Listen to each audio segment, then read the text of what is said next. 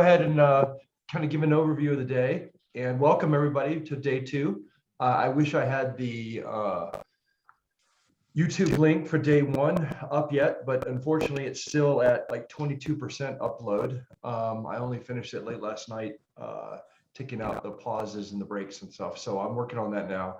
But hopefully by the end of the day, we'll have the YouTube link up and we can put it in the comment section. Let me go ahead and share my PDF here, and we'll go over to the conference agenda today, Wednesday. We're going to start with me filling in for Jennifer, and then we do something very important to our organization. From 8:30 to 9, we'll have our Ranger of the Year presentation. You all have seen us chatting with Bob, and we'll catch up on that in just a second.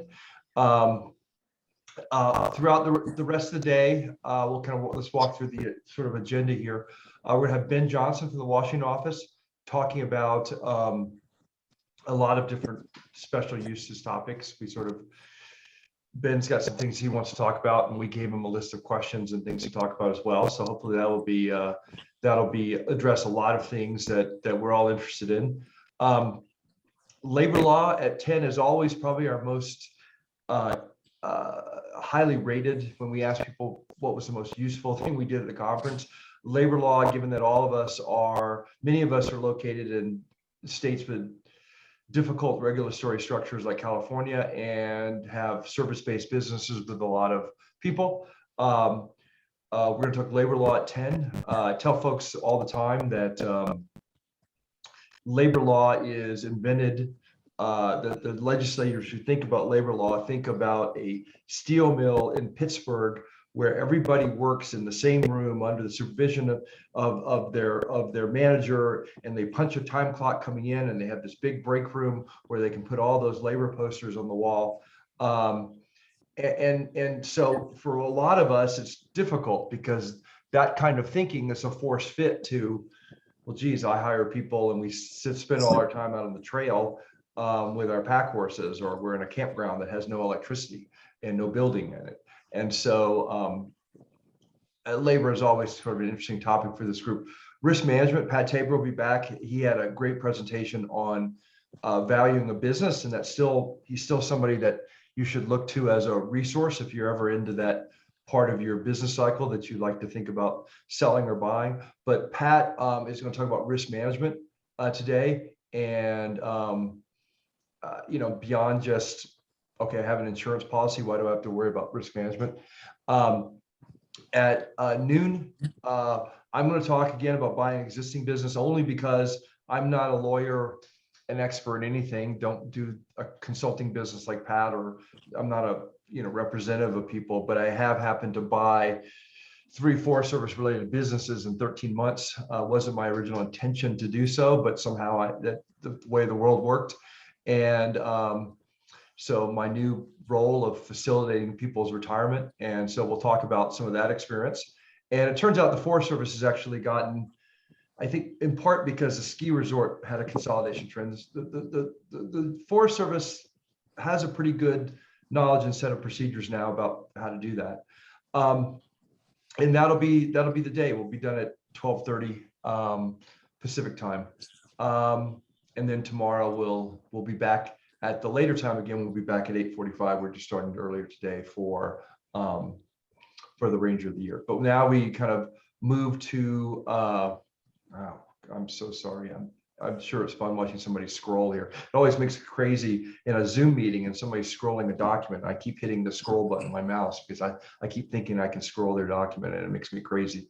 I guess I'm a control freak. Anyway, so we want to do anything else, Mary Lee, before we move on to the highlight of the day here? No, I think that's great. Let's move right into the Ranger of the Year. Okay. And is Daniel here? Bob? Oh, Daniel Cressy. Oh, yes, he is. Yes. Okay, good. Daniel, be prepared and good morning. Yourself. I'm gonna throw it to you in a second. I take the opportunity to present, and I'll come back, and we actually have a plaque here. I'll read the plaque here at the end, but I want to have a couple other folks chat. But I wanted to take the opportunity well, let me first give a history. We have for years, this is one of the highlights of in our 50-year history of doing this, of doing these conferences is to have our Ranger of the Year award. And it's a little sad to have to do this virtually because it's much more fun when we have a lunch and sort of the hotel rubber chicken meal, and then we actually get to have the ranger there, and their family will show up and people from the Forest Service, and it's really a really nice event. And I'm sorry that we're not able to do that. Maybe next year we can be back in face to face, but it's a long time tradition of this organization, and we like to honor folks in the Forest Service who we really feel like have modeled a couple things. They've modeled first just a commitment to public recreation of the public lands in general, and then more specifically they've modeled kind of a lot of great partnership behaviors because with folks in our NFRA community and others, nonprofits and others, to really bring that broader range of resources to the forest. And we talked about that yesterday. I think several of the presentations yesterday were talking about the Forest Service doesn't have enough bandwidth to do everything it needs to do, and one of the things the Forest Service is really working to do is whether it be with concessionaires or nonprofits or local and state authorities is to bring in money, resources, expertise from a broader range of places to be able to increase sort of the capacity and the bandwidth of the Forest Service. And I think many of the Rangers of the Year that we've honored in the past have a lot of successes in doing those kinds of things. And I think Bob Becker, who we are honoring today recently from the Lake Tahoe Basin Management Union. I joke about it, but really it is too bad that all the folks that we honor as models of behavior for partnership sort of like are going out the door and retiring. But so we'll be sad to lose Bob, but we didn't want to miss the chance to honor his career and the things he's done. I'll just briefly, since I'm talking, give my impressions, but I'm going to turn it over to a couple folks that know Bob better, Daniel Cressy, and then over to Eric Mart.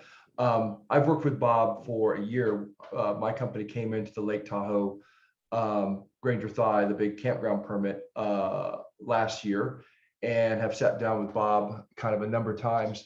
And it was a great discussion. I mean, I remember sitting in our warehouse in Tahoe, and it was clear Bob could have just, we could have talked all day because he's so interested in kind of what's going on, the details of it in the public lands. The one thing I would say about this is I think there's sometimes in the Forest Service, I worry that there's a suspicion that when these rangers get these awards, that it means that these rangers are sort of, we're honoring them because they're sort of patsies of the concession community, and they sort of do whatever we want them to do. And that wasn't Bob at all. I mean, Bob was, from my experience, was very committed to public recreation and the experience of people in Lake Tahoe. And in the basin, and Eric can probably talk about this more, it's a very sensitive area. I mean, if you talk about a place where, almost every place we operate in the Forest Service, one of the Forest Service's challenges is there's always multiple groups with conflicting goals that have passion for a particular area. Well, if you want to say that, where the height of that is, Lake Tahoe may be the epicenter of that, because there are scores of groups with conflicting interests who have enormous amounts of passion for that lake. There's folks that are trying to environmentally protect the area. There's folks that live in the community. There's businesses in the community that deal with tourists. There's folks that live in the community that don't want to see the tourists. There's folks that depend on the lake. There's us, with recreation. There's a forest. It's just an incredible number of conflicting interests. And I think what I saw in Bob is he takes that very seriously. And so there's a number of times where, I would have said Bob's really being a pain in the ass, but I mean, it was never kind of personal. It was always, it was always very clear there was a community interest or a public interest in the basin that, he had to look after many concerns and not just our concession business. And so he was always fair to us, but he also balanced interests and sometimes pushed back on us, which I think is entirely appropriate. I mean, I think it was a great relationship. And I think long term for us concessionaires, that's the way to be sustainable, because I mean, we could get irritated by all these different interests because it's not really part of our business. But long term, our success and our ability to maintain these recreation businesses in these sensitive areas is dependent upon all those constituencies continuing to remain at least moderately happy. And I don't think we have the expertise or perspective to always do that. And we depend on folks like Bob to balance all those community interests and help us understand how we can contribute to them. So that was all great. Bob wanted us to be successful, but he also wanted to make sure that we did the things we needed to do to fit in with that complicated community. And so that was my impressions of Bob. But I want to turn it over to two folks, and I don't know, Marilee, it doesn't matter what order, but I wanted to I guess I'll turn it over to Daniel Cressy from the Lake Tahoe Basin Management Union to talk further about Bob and this award. Sure. Good morning. Can you hear me all right? Yeah. Excellent. Well, first off, so Daniel Cressy, I am the Public Services Staff Officer here for the Lake Tahoe Basin Management Unit. Been in this role for 2 or 3 years. And then prior to that role, worked in the Rocky Mountain region as the Regional Landscape Architect, Recreation Planner. And then prior to that, almost a dozen years here at Lake Tahoe as the Landscape Architect and Rec Planner. So have had the opportunity to work with Bob Becker for my whole Forest Service career, which has really been an honor. So first off, congratulations to you, Bob. Very, very well deserved in my view. I think Bob has throughout his career that I've worked with him, really demonstrated that commitment to public service.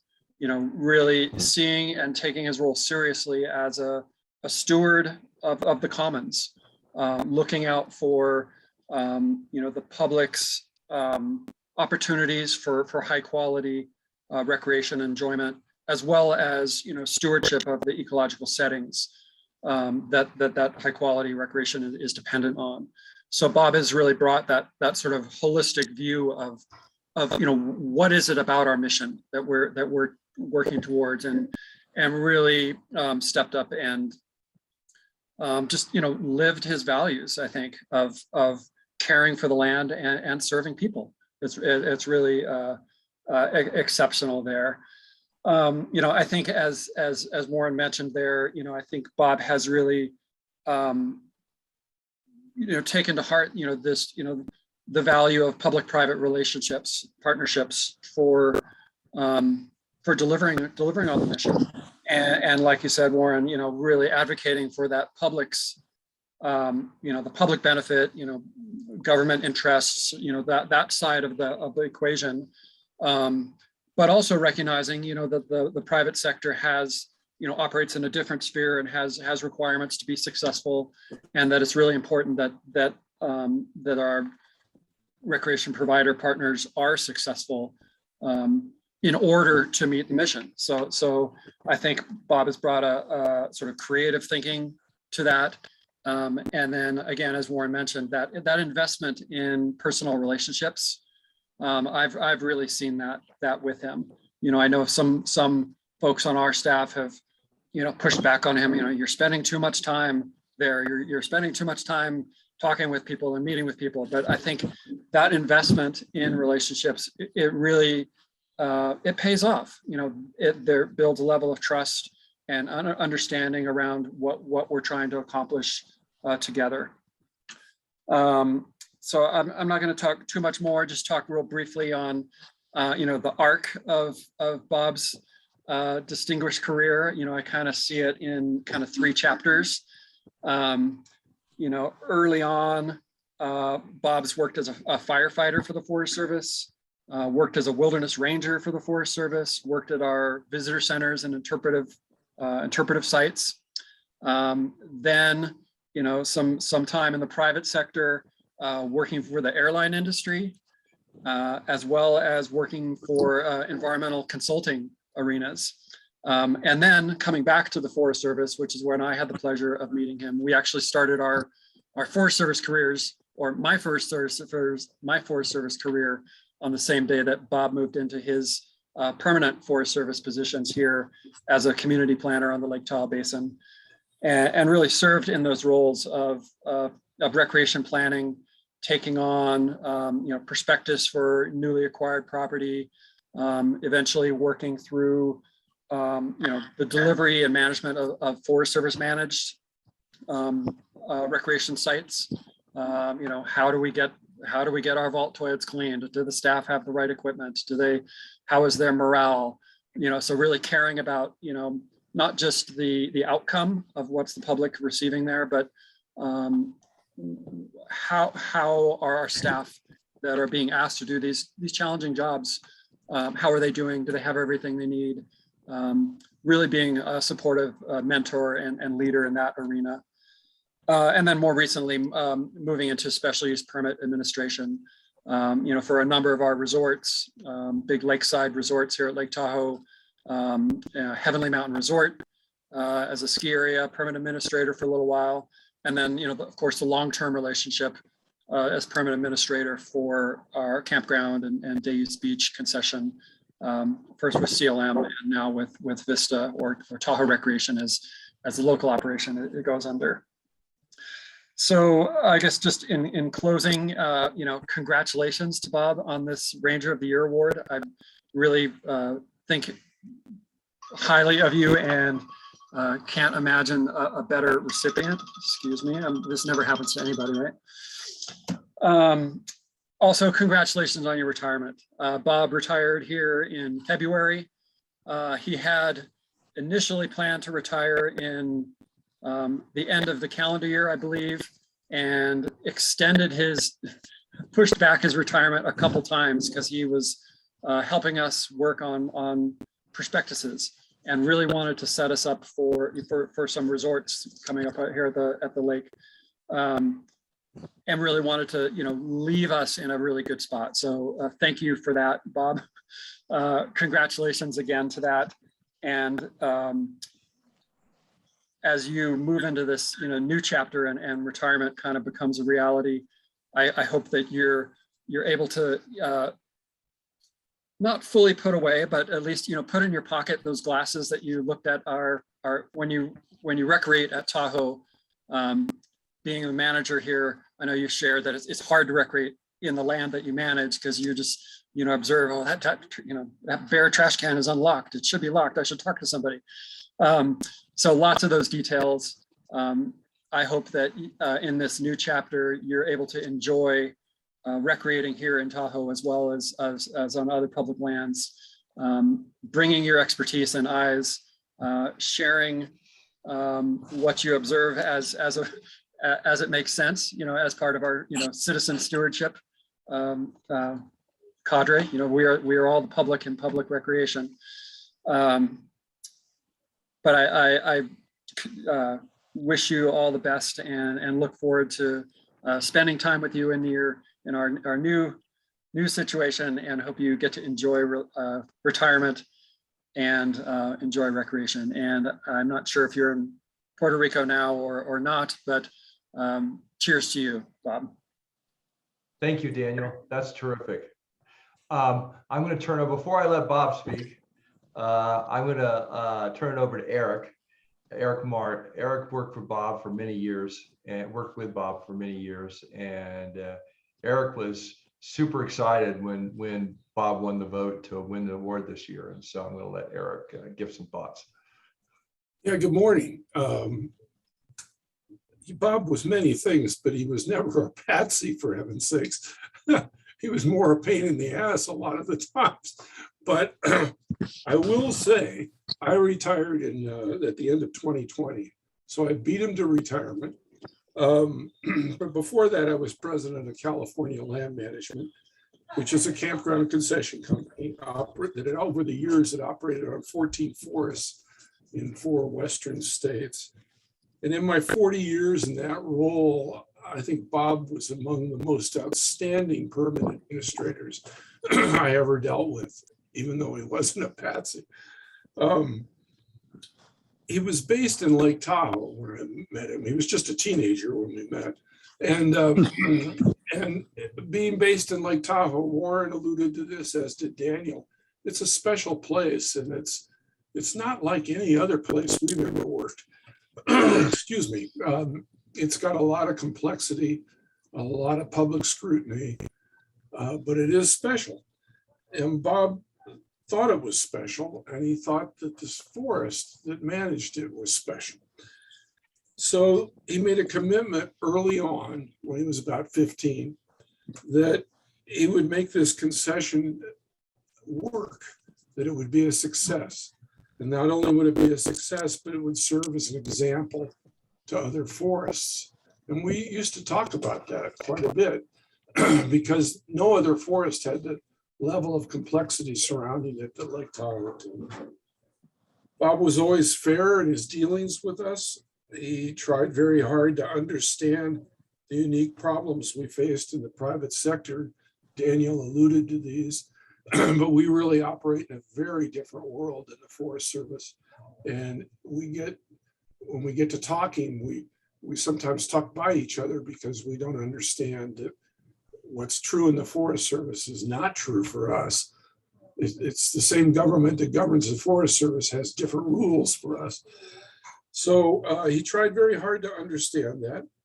And indeed, I think his efforts at Lake Tahoe did actually result as an outstanding example of a public-private partnership and what it can, should be.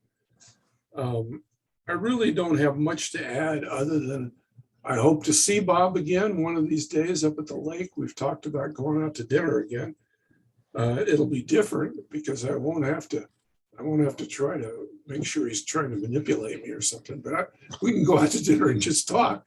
But I do want to say, in 2020, our company was acquired by Warren down there in Recreation Resource Management and Form Vista Recreation. And Bob went through that transition. He never really missed a beat. It didn't seem to affect him in any way. I think he's treated Warren the same way he's treated me.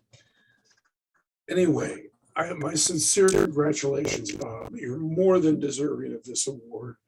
And I hope you enjoy it.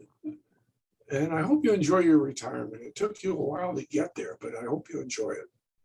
That's it. Thanks, Warren.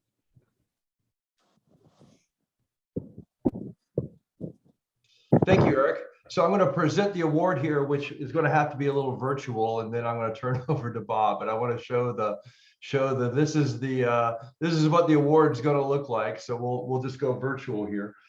So the 2022, and you get an actual plaque and everything. We're not the wealthiest of organizations, but we can do that. But the 2022 Ranger of the Year Award is presented to Robert Becker, Recreation Specialist, Lake Tahoe Basin Management Unit, in recognition of your professional leadership and commitment in developing exemplary partnerships to successfully provide outstanding recreation experiences on America's public lands. Thank you for your years of service. Presented by the National Forest Recreation Association 72nd Annual Conference, March 9th, 2022. And with that, the only thing I can think to say is to add my personal congratulations, Bob, and turn it over to you. And thank you for all the years and all the things you've done working with the public lands. Warren, there's some great comments in the chat if you want to read those before we turn it over to Bob. Can you do that? Because I'm not set up right here. Do you mind? From Will Newman, congratulations, Bob Becker. From Judith Hildinger, happy trails to you, Bob. Hope you can take a day to visit us. We so appreciate your work. Eric Hildinger, congratulations, Bob. We'll miss you around here and wish you the best in retirement. So those are Angora Lakes Resort permittees, longtime permittees, super resort, and I know that they really appreciated working with Bob. Thank you. Well, congratulations, Bob. And I've never known Bob not to have something to say, so I'll turn it over to you. Well, oh man, well, thank you very much. I must say I'm very honored and humbled by all those very kind words. I will interpret that being a patsy and a pain in the ass are actually terms of endearment. So thank you very, very much for that. No, you're right. I think this goal that we have of our mission to provide these services to the public, and I mean high quality service to the public. They expect it and they deserve it. And it's not an easy thing to pull off. I mean, we have this partnership that I think only succeeds is if we do work together and there's teamwork and we do have a lot of discussion and hard talks together. And I think that has been one of the reasons we've been able to get through this together, because it is a stewardship role. You know, at the end of the day, we're trying to provide these high quality services on the public. It's our role from the Forest Service to protect the environment the way we do. And it's your role to provide those services, yet at the same time, you're allowed a fair profit to provide those. So it's quite a balancing act. And it's interesting because you'd think it might be easy, considering we have the rules and regulations are already out there. We have a permit. Almost all of our permits look alike. You know, there's not that much of a mystery there. But it seems like, every year, it seems like our operating plans to me are a very viable and important dynamic document, because that's where we can get down into the nitty gritty and discuss the details of how each individual operation should really be managed. And that's not easy stuff, those operating plans, because it seems to me that if we spend the time in the winter and dive into those and make them say what we want to say, we eliminate so much of the angst that we can easily have during the course of a season where we're in the midst of the battle and everything's happening, especially here in Lake Tahoe. We're inundated with people. And frankly, you as NFRA members, I mean, think about the millions, and that's not even an exaggeration, of people that go through your systems in the course of a year.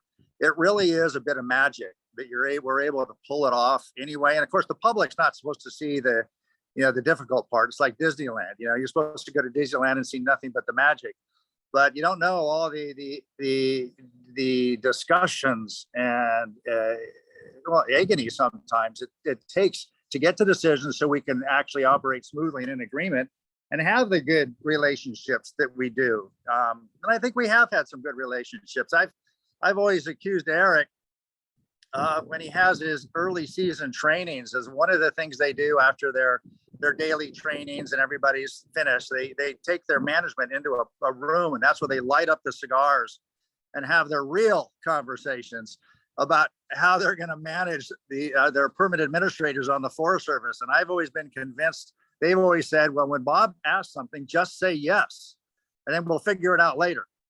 Because it's been a great communication. The fact that we do communicate a lot, and I felt maybe sometimes they felt like I was too much in their business, but at the same time, it was to our mutual benefit that we were able to communicate and have an end or an agreement that we could both come to an agreement with. And you're right, Warren. Maybe you set off the match here, so I have one or two more things to say. Is to me, it shouldn't really, the range of the year, that's a total honor. And I really think it's great and it's cool, actually. And my family's cool, and I've invited them to listen in because I think it's cool. It's a little feather in the cap, but really it should almost be a teamwork award. I mean, it takes so many people to pull off what we all do successfully. And it's just not one person or one moment in time. And I tell you, I thank you guys. I thank, you, Warren, and I'm not sure if Jennifer's out there, for doing what you do to make a strong organization so you all can be together and have a strong industry. Marilee, you've been awesome through the years. I knew Marilee in the old days. I say the old days for me. It's not as old as Eric says I was, but it was way back when I was on a helitack crew on the Inyo. There was Marilee Reese being a fire prevention technician.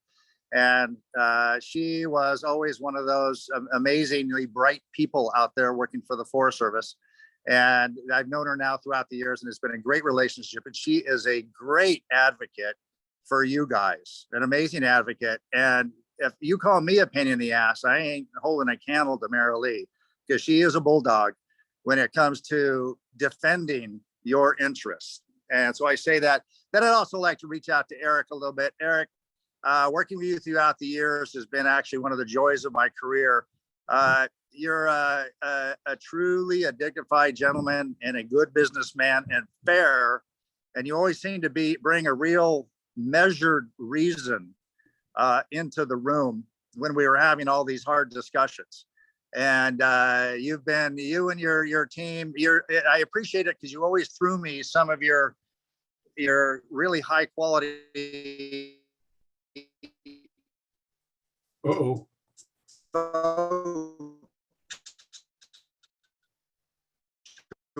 work with here to accomplish. But it's a good point at the end of the day. Hey, we were able to work a lot and get a lot done. So I really do appreciate that, very sincerely.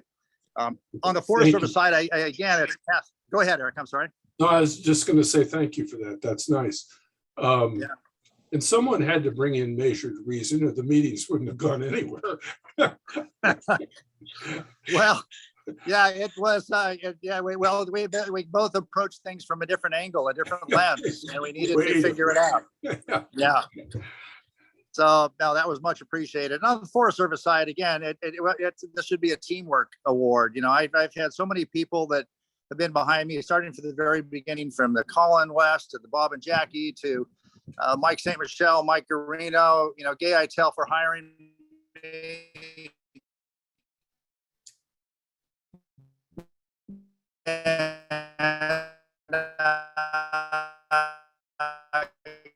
And good old Thompson to Don Lane for our Punchy, and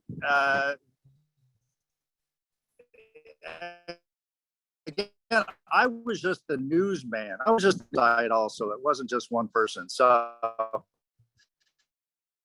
it was a very much a teamwork award. And then on the other side, hey, I read a book once where they teach you how to give a successful speech. And there's one thing they tell you to do, and that's, you know, thank your family, and your mom in particular. So thanking my mom, that's an important thing. And she's the one to put the whole package together. My family is amazing in that we like adventures, and we like to go out and use our public land. And that was part of my DNA as a kid. And it's what put me on this trajectory to work in this industry. And it's been a perfect fit for me. I couldn't have really figured out doing anything else. And it was being able to sustainably allow the public to use our public land. It's all a stewardship role. And what a noble goal to wake up to every day. So with that being said, I want to thank you all very much for this. It really is an honor. And I do appreciate it. And thank you very much. That's about all I can say at this point. Thank you, Bob. No, I will. Oh, we're losing you. Hold on. Well, We're losing you, Bob. I don't know if you can hear me. Hopefully that's not the hurricane. He's in the background. Yes, indeed, I am. I'm here on some family business. I'm not here on vacation. You there? Yeah, we just got you back. We lost you for a second. Okay. Now I was just gonna say, yeah, I am in Puerto Rico. You know, there's our palm trees in the back, and I'm here. A combination family business and vacation. But hey, retirement is turning out to be great so far. Thank you very much. Great. Well, you deserve it, Bob. Thank you very much. All right, that's awesome. That's fabulous. Well, normally we'd all come up to the front of the room and greet you and pat you on the back, but we can't quite do that now. So anybody else has comments, leave them for Bob in the chat down there. I'm sure he'll love to see them. I think Bob is on retirement, but I actually owe him a couple of things still on our permit. So I got a note from him the other day, so I'm working on that. So those are coming, Bob. Marilee, thank you. And be safe. I think we can again, my sincere personal Right. congratulations to Bob. Like you said, we've known each other for a long time. And anyway, so well done, Bob. Well done. Thank you very much. So with that, let's turn it over to Jennifer, and she has joined us, and she can take it from here. Well, thank you. And I apologize. The good thing about digital meetings is we can all gather from all points. And the bad thing is emergencies interrupt that you wouldn't have even known about if we were all somewhere else. But anyway, welcome and thank you. Bob, it's truly a special privilege to be able to honor you. And I just want to say, the Lake Tahoe is a special landscape, and your stewardship over the years, your partnership with everyone is much appreciated. You've heard it all, but I just wanted to add that. And thank you for your support of NFRA, your work with partners to serve the public. It's truly exemplary. So congratulations. Thank you very much, Jen. Appreciate it. Way. What better way to kick off the morning than a Ranger of the Year award? It's just the best way to start a conference or start a day at a conference. And I'm sure Marilee said it, that it's our favorite reason for gathering. So anyway, I guess we do have to move on to business, but meanwhile, Bob, try to have a good time down there, and hopefully we'll see you again in the countryside. So thank you. I will do my best to have a good time, and you will see me. Okay, good Thank you. deal. All Bye now. right. Bye. So yeah, that was I believe our 46th Ranger of the Year. I was looking at the records yesterday, and I think what a neat thing. And I'm especially proud of NFRA that we do this every year, because it truly highlights the work we all do on public lands. So moving on with day 2. I just wanted to give a quick introduction. I'm sure Warren has shared the biographies. Everyone here has probably seen biographies, but I want to welcome Ben Johnson and thank him for being here to speak with us today. Ben is well known to many of us at NFRA. We appreciate truly his engagement, his interaction. Special uses can sometimes be one of the most interesting and unique parts of the Forest Service, and we sure appreciate someone who not only takes it to heart, but takes the time to engage with us. What Ben has done for many years, but particularly over the last few years, has been truly special to help us navigate some interesting times. And the interaction that we've been able to have on a very regular basis means a lot to us as permittees. So Ben, I'm going to turn it over to you, and we're looking forward to hearing what you have to say. Yes, thank you very much. And I believe, Warren, if you make me a co-host, I'll try and share some slides. But while that all happens, I'll just say a word or two about Bob. I'm working on it now. Sorry, Cool. I forgot to do it in advance. You're No worries. listed as. Let me find you in the list of people here. Give me 1 second. Let me get off of. Yeah, and while you're doing that, I don't know if Bob's still here, but maybe it's best he's not. But I just want to talk a little bit about Bob. Congratulate him, of course. But it's interesting in terms of legacies in Bob. The Tahoe Basin has produced quite a few special uses people, right? That have then gone to do all sorts of things around the country. And what I really appreciate about Bob and all those special uses people is you can tell that they've all worked with Bob, because they have sort of embodied that spirit we just saw on that call, on that presentation and comments from Bob. A little bit of feistiness, but always working to try and get that nice resolution or outcome at the end. And so in terms of legacies, you got one, Bob, and we're proud of you for this award this year. And it's really cool to see it happen. You should be good to go, Ben. Awesome. Well, let's see if Ben, as a millennial, can do this.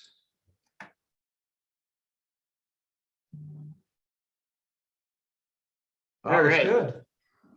There we go. Success for the day. All right. Congrats. So first warning is there's a cold running through my house. So if I have to stop to like cough and stuff, I'm okay. I'll just put myself on mute and I'll come back and join you. So today I just wanted to provide a little bit of an update from the national office. Marilee and Warren highlighted a couple of things that they wanted us to touch on. And like any presentation, especially one done virtually, I'll try and answer as many of these questions that come in through the chat as possible, but there's always the ability to answer them later this week or after the fact offline. And let's see if this will work. All right. Excuse me. So want to talk about just a couple general updates, and then we're going to cover transfers of ownership, 30-year resort permits, a little bit of property insurance, and consolidated fee payments for GT permits. And so luckily we had the whole day to do that. No, we have 50 minutes or so to do it. And I definitely want to make sure we have time for Q&A. So just some general updates. So broken record, but this is something I want to share with you every year, is we're still moving forward with updating our policies for outfitters and guides, recreation events, and concession campgrounds. Recreation events and concession campgrounds will be brand new chapters. So it's very exciting. But we are actually making progress on that. We're hoping that if things go to plan later this year, we'll be able to put those out for notice and comment, and would absolutely, as always, invite NFRA as well as members to make comments on those. So we're very excited about getting that out for y'all to look at.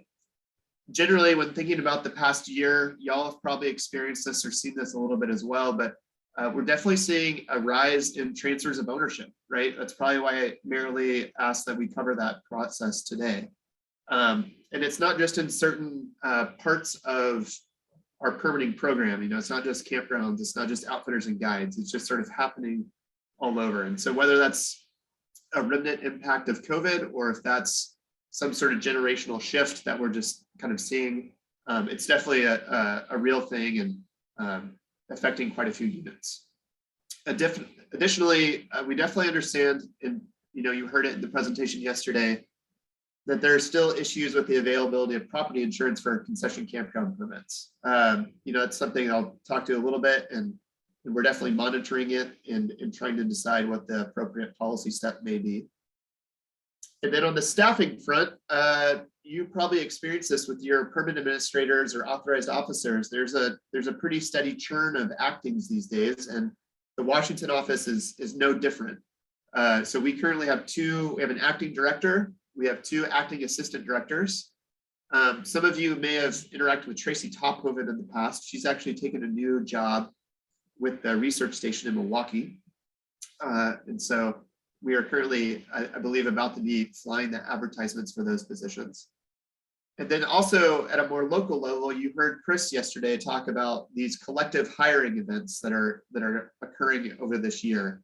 And that's sort of a new approach that the agency is trying to take at the regional level, as well as the Washington office level, to get new staff on DeForests. And so if you kind of monitor that sort of thing, you'll definitely see some collective hiring, like basically large job announcements for a whole lot of different positions happening over the next basically rest of the year. So that's something that we're all kind of crossing our fingers that really does result in a lot more of those district and forest level positions being filled in recreation and hopefully in special use permits as well. But really is one of the strategies that we're trying to get at to meet a lot of those goals that Chris talked about yesterday. So we're pretty excited about that, and hopefully it affects all of us in a really positive way. All right, so before I jump into the first specific topic, I guess I'm going to run through these relatively quickly in the hope that then we have time to answer questions at the end and have a good Q&A. So I can't even see the chat box right now, but if I could, I'd say let's hold off on answering those until we get to the end, if that's okay. So transfers of ownership. So some of y'all have probably dealt with this process recently, and I'm going to try and talk about it in very general terms, because there are some intricacies depending on time of the year, permit type, how many permits we're talking about. And so this is sort of the simple process. But really it starts with the form that some of you have probably seen, the 2700-3A. And ideally, you are looking at that form and filling it out as the holder and the buyer before the actual sale of your business. That would be the ideal, because that sort of kicks things off. But prior to any of that, if you are thinking about selling your business, I would absolutely recommend that you get in contact with your permit administrator to just try and have a conversation about what the process will look like. A key thing to remember is that the permit itself is not transferable, right? So our permits are not real property. So they end when the buyer relinquishes it, and then a new permit is issued at the end of the process. Now, that new permit being issued is dependent on, basically whether they qualify under the agency policy. So when we issue a new permit for a transfer of ownership, it's somewhat similar to issuing a new permit in general, except that it's not a new use. It's already an existing use on the landscape. But with that said, you still have to do some of the general requirements. So the two things y'all have probably heard about the most are a FAD and a TAD. So FAD, financial ability determination, TAD, technical ability determination. So that the TAD is generally a more straightforward process, because most of the time, the buyer who's purchasing the permit holder's business probably already works in that general arena of recreational services, right? And so it's usually easier for an authorized officer to kind of look through and say, oh, well, you're already a climbing guide, and you're buying another climbing guide business. So you probably have the ability to run that business. The FAD can be slightly different.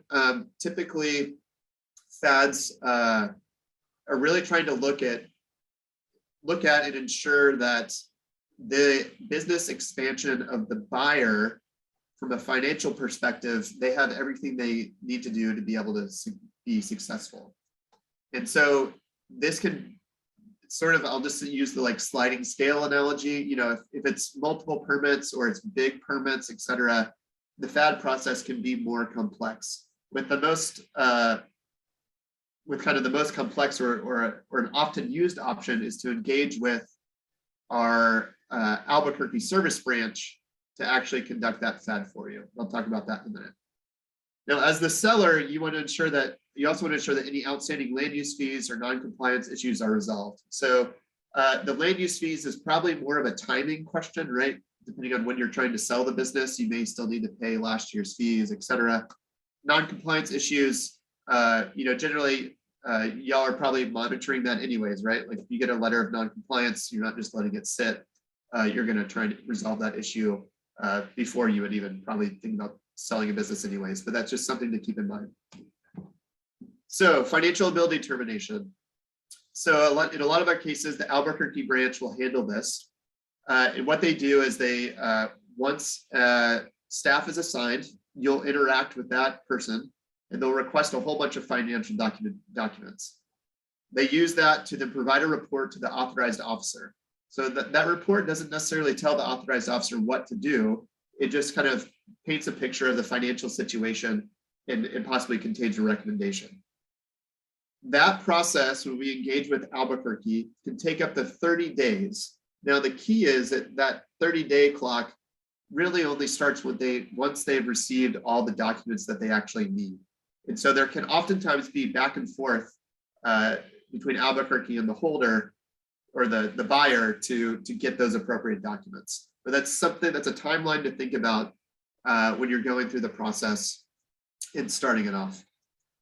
Let's see. Additionally, you'll have to provide new operating plans, insurance policies, et cetera.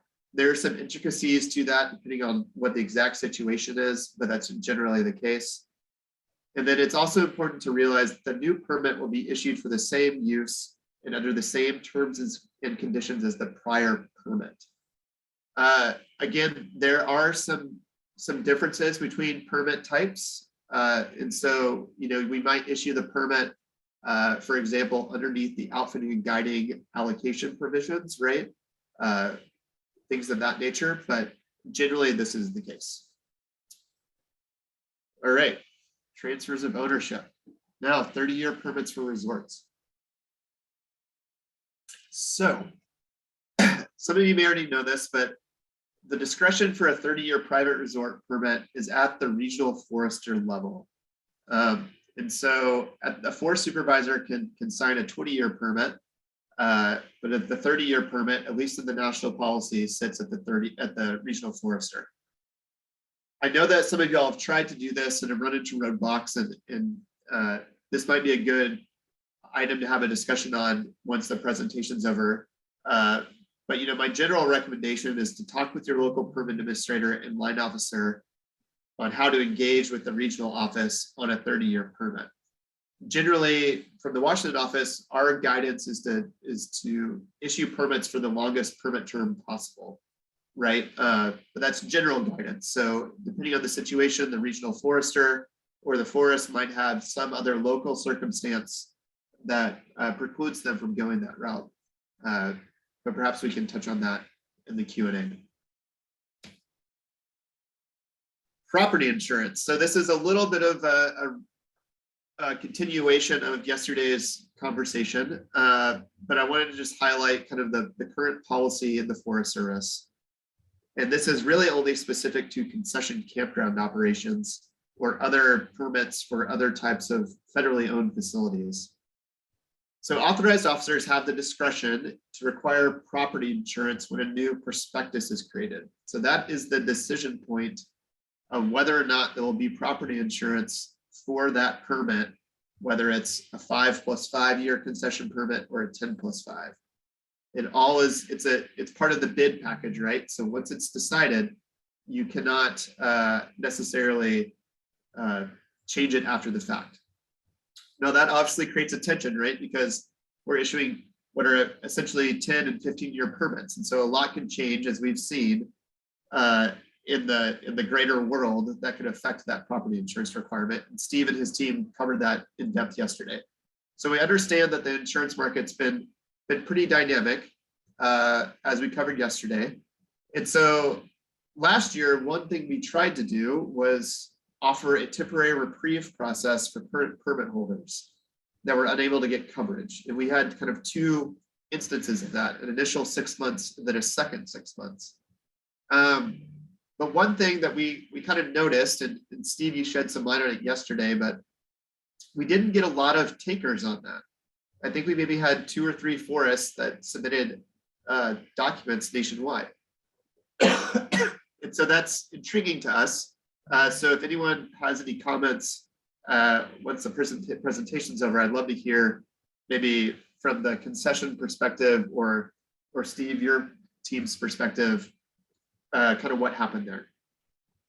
Additionally, we talked about yesterday about some of the issues with the way that assets and asset values are listed in prospectuses and permits. And so over the past year, we did engage with a contractor to provide training to Forest Service staff on the proper way to list those assets. And so hopefully you're starting to see a change there in our prospectuses in the way that those are shown. We also provided some training on how to review those insurance certificates. Now, with all that said, we know, and we learned yesterday, this is a dynamic issue, like I mentioned. And so from the Washington office and also I know our regional program managers, we're definitely actively monitoring this. We're trying to kind of figure out what actions, if actions need to be taken, could be, especially as the upcoming field season approaches, and kind of look forward to continuing to talk with NFRA about that over the coming months. All right, now I think this is our last topic, but consolidated fee payments. And I know this is all very quick, and that's intentional in the hopes that we can have a discussion.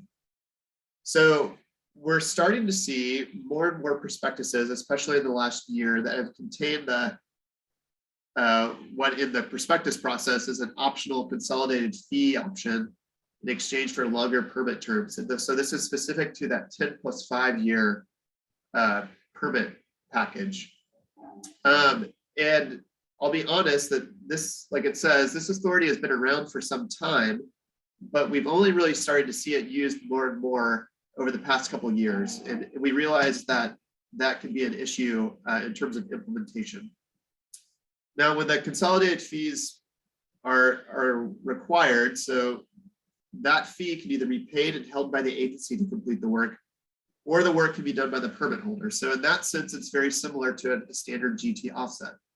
The difference is that in a consolidated fee, what we're essentially doing is borrowing from the future years in order to conduct a big project in the present.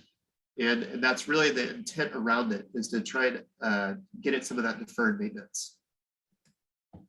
So kind of specifically, I mentioned we're seeing these used more often. So this year, I believe we've identified 3 forests that have recently issued permits with consolidated fees.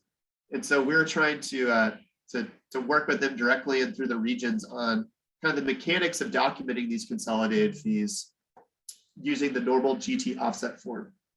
So as you all know, we have to use our standard forms for most things, right? And so our annual GT offset form is what we have. But what you will likely see as a permit holder this year is that there'll sort of be an appendix to that annual GT offset form that will likely, we're working out the format, but it'll basically have a table that kind of documents how that GT fee is going to be used over the course of the consolidated period. And I can't stress enough in GT offsets, and then especially in consolidated fee payments, that documentation and monitoring of these things is extremely important, both for the Forest Service as well as for the permit holder, because otherwise it can result in bad audit findings, etc. With consolidated fees, one of the key things to think about is how we ensure the appropriate fees are paid by the end of the consolidated fee period. And so this could look like annual or midpoint adjustments based on actual revenue. So for some of these prospectuses, it's required to do a midpoint reconciliation, but there's also, you can do it more often depending on the situation. Now, the final thing is more of just a general comment, but it's important to remember that annual GT offsets cannot be transferred to future years. The agency does not have the legal authority to credit GT payments to the next year. The only situation where that could happen is if it found out through an audit finding or et cetera, that there is sort of like an overpayment type of thing.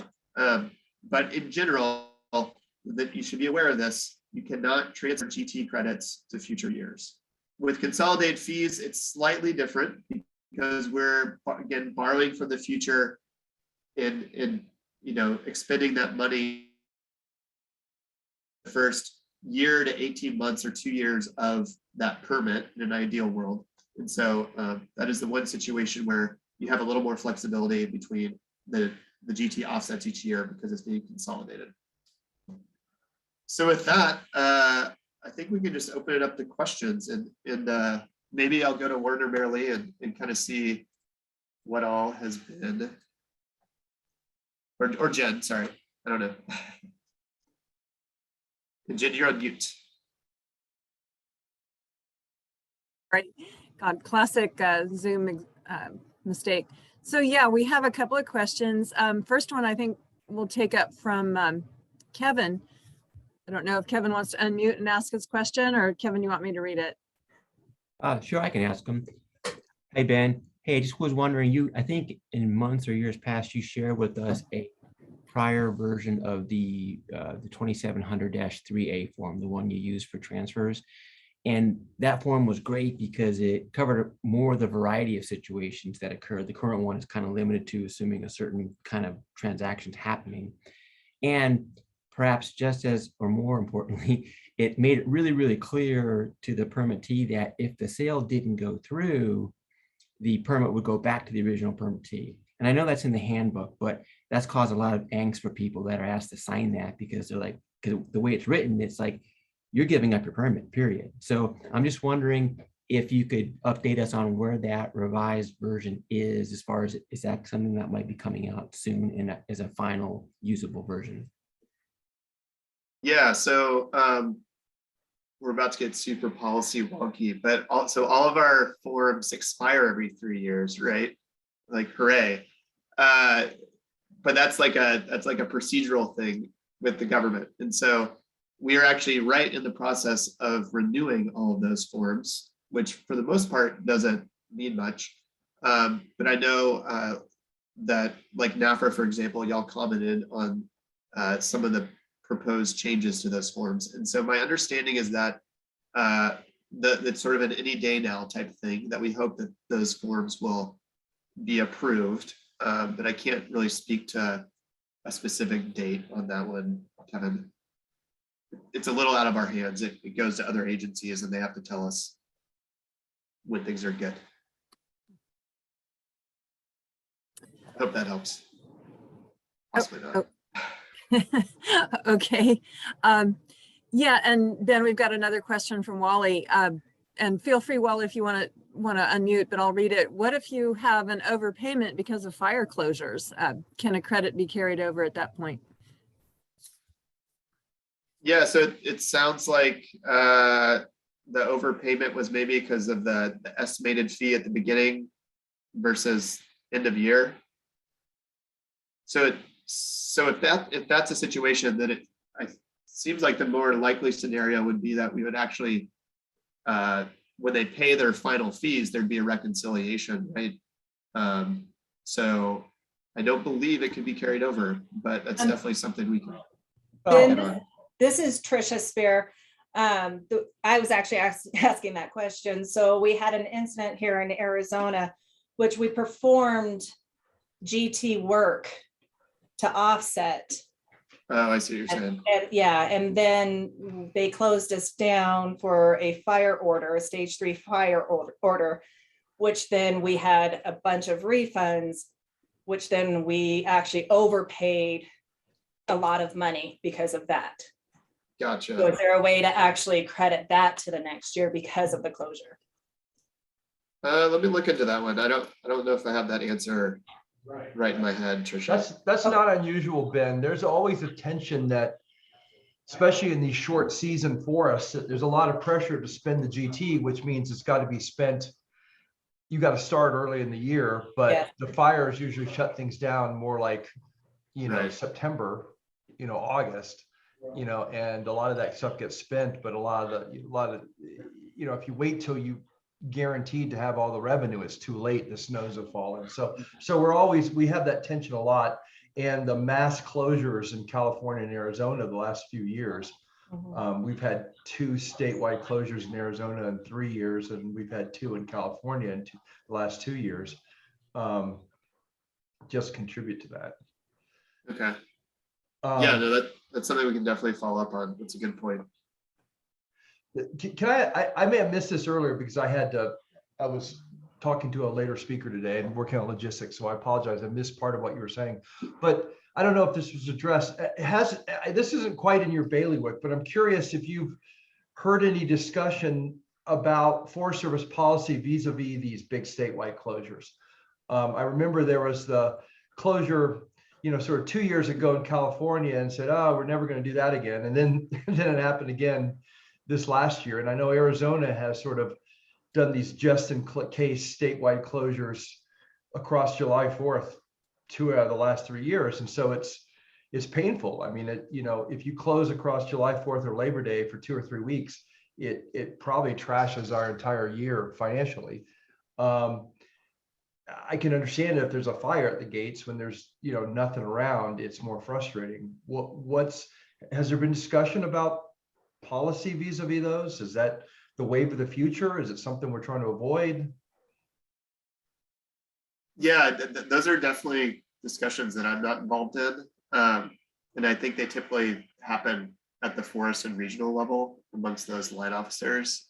I guess the only thing that I have heard is that in a lot of cases, those region-wide closures, part of the calculus that they're making is in terms of resource availability. So fire resources are stretched so thin across a geographic area that one of the reasons for closing is that if a fire were to start, they can't guarantee that they can actually get fire resources or the appropriate resources there. So that's one thing I've heard, but again, they don't invite me to that room. I don't know if other Forest Service folks on the line have experienced there. Yeah, I see a Sure. question. Kevin Sure. is asking me to talk about something with you, Ben. I'm trying to read it in real time here. Well, Yeah. there's, and Kevin also had a follow-up, I believe. I'm trying to scroll. I can take that, Jan, if you want. Okay, go while- ahead. while Yeah, we're- and I have another, Oh, I have sought the another, exemption for property insurance. Well, here's what's going on with property insurance. The property insurance is, you know, we had Steve Williams on. A lot of us have the same broker. I mean, a lot of us use Steve.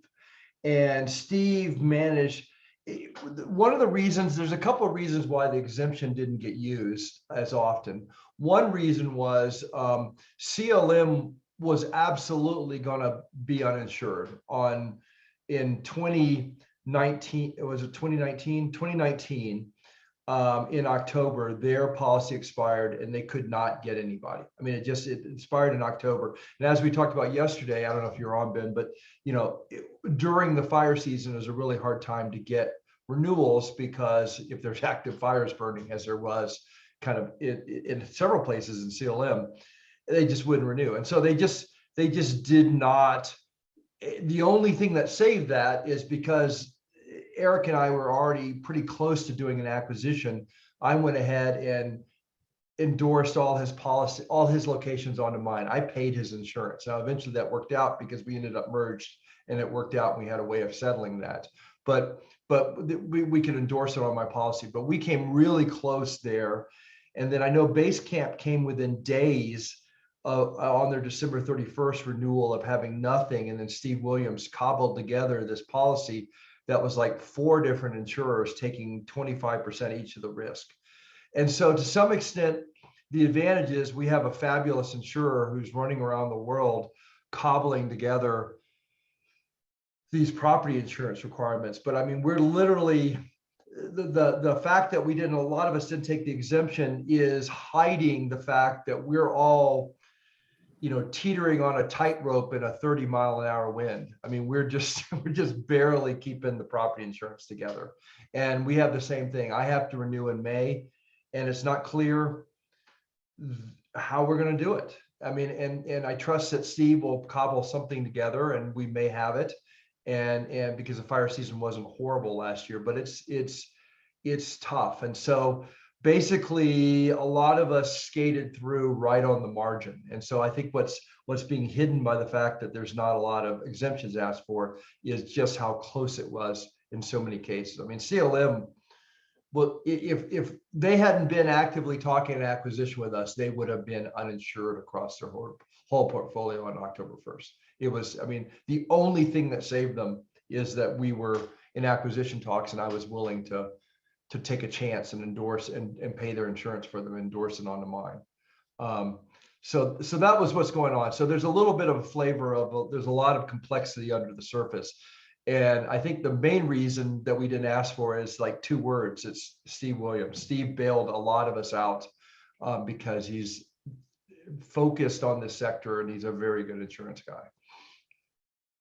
Yeah, I definitely appreciate that, Warren. You know, and it's also, like I said, it's dynamic, right? Like yesterday, Steve informing us that the reprieve process possibly doesn't really work, right? With the way that insurance brokers provide fire insurance was new to me, right? And so that's something. Technically, Ben, I will tell you honestly, and I don't know how we sort this out because the property insurance requirement in those permits, and it's neither of us were around when that was written, it is unsophisticated in the sense that, you know, for example, I'm getting all these limits on coverage and I'm getting big deductibles.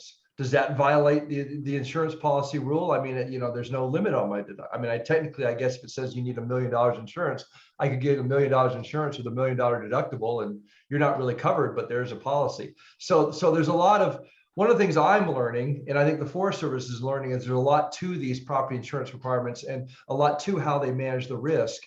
And so another answer to you might be is, we could technically be in default right now. I mean, having my, you know, right now, I think our minimums, our deductibles are maybe $250,000 instead of $50,000. I got a $250,000 deductible. If you have 2 buildings burned down, each insured for 50, you're not getting anything.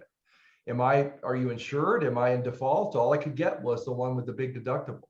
So, I mean, another answer to you is we could technically be in default perhaps right now. It's just that the insurance specifications and the permit are vague enough and unsophisticated enough that we can't tell. Does that make sense? It does make sense. I'm being very open with you. I mean, I probably Yeah. shouldn't be. I mean, but I'm being very open. I mean, I feel like this is an issue of a partnership on, because feel like we both inherited an issue here that neither of us, really understood until we got dragged into it.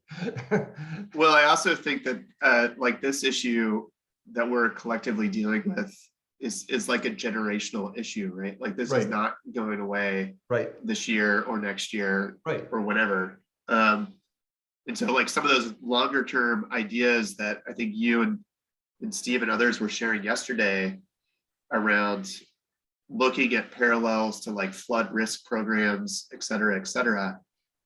From my point of view, like as Ben in the program manager seat, I think are stuff that's worth exploring, right? It's just whether or not the agency actually has the ability or authority to set something like that up. I think that's something that needs to be explored. And if we don't, or we do, basically how do we do it, right? Like that's going to take a lot of advocacy internally and externally. Yeah, and I think to some extent, yeah, I understand that it could even take congressional action, which would take forever. But the flip side is it's actually something that could be bipartisan because it's not really that controversial. If some of the things we've talked about, I think the Sierra, and I don't know if you've been involved in it, but I can't remember the woman from region. She said she was talking about. She seemed very knowledgeable about it, and there's a lot of regional discussions going on. And I know she may be on the call. And I apologize for talking about you and not remembering your name, but I'm like a goldfish with people's names and memory. Marilee, who were we talking about the other day that was on that call for the Sierra? Or if you're on here, just self-identify. But anyway, I think the Sierra will be an interesting test case to see if, effectively the Forest Service paid a lot of money over the years in the Sierra for that insurance coverage, in terms of reduced GT rate and stuff. And we paid and then reduced how much we pay in GT, or we bid in GT because of that. We'll see if the Forest Service benefits from that or not. I mean, or whether that insurance really pays, or what prevents it from paying. But I mean, I think that'll be an interesting test case. But if the Forest Service doesn't get much out of that insurance policy, then I think we should really sit and talk and say, gosh, I think we're spending a lot of money and we're not getting any benefit from it mutually. And I don't mind, I spent about 1% of revenue on property insurance. That's gone way up. It's like 7 or 8% now. But I mean, I would have no problem, just creating a fund where we contribute $1 a night out of camping, or something out of day use. And because I think there'd be a ton of stuff we could do. In fact, if we had the statutory authority, that'd be the type of thing people donate to. Hey, we've got this fund, and if you're interested in donation, it supports the rebuilding of public campgrounds, after fires, and it could be robust. But again, I understand how government spending rules are. There's probably not statutory authority for that money right now, but that's what really frustrates in insurance. If our prices were rising and we were getting benefit out of it, that'd be one thing. But I fear that the prices are rising, the availability is going down. We're spending a ton of time talking about it, and I'm not sure we're getting anything out of it. I'm not sure the last time really the Forest Service has ever gotten big payout out of it. I know in several times the insurance company refused to pay because of how the permit's written. So. Warren, I think that might have been Debbie Gaynor. Debbie Gaynor, that's who it was. Oh, Debbie, if you're on here, I am so sorry for not remembering your name. I see you on the list of people there. If you wanted to chime in, I know that you had been saying that the region was talking about this insurance issue a lot. I see a D Gaynor on here now. Anyway, let me just if she's going to come up, let me just kind of read off. We've got some comments and some questions that I just want to make sure we have time to address. Oh yeah, go ahead. Yeah, so just one thing that, and Jane, I apologize if I say your last name wrong, from the Forest Service, Jane Ruckman. She mentions that, Ben, she said the Forest Service used to have a process to carry over GT funds from year to year called a suspense account. Have we been told that we don't have that authority in our budget process for those accounts? Yeah, so Jane, I think that specific question, and I'd love to answer it one-on-one with you, but I do know that John Hernandez from the Albuquerque Service Center offered to hop on and talk about GT offsets a little bit too. So maybe this is a good time to do that. Hey, John. I'm telling you, what worries me, Ben, is we have a lot of forests that think they have a way to roll the money. And it worries me because in audits, historically, when somebody come along and said, no, you don't have that authority, the penalties landed on us rather than the Forest Service. And so it makes us really nervous. Absolutely. I'll invite John to chime in from his perspective on GT offsets. Yeah, so thank you, Ben, and greetings to everybody from 505 Albuquerque, New Mexico, land of enchantment. Everybody's doing well. I guess the down and dirty answer for us as auditors is that GT carryover is not permitted. So I understand that, you know, there are several extenuating circumstances that are responsible for not completing a GT project, but as auditors, we are strictly tied to current policy and directive. And if we are conducting an audit on our permittees and our partners, that's something that we're going to report as a finding and a subsequent recommendation. So that's from an auditor perspective, that's how we would look at it as of today.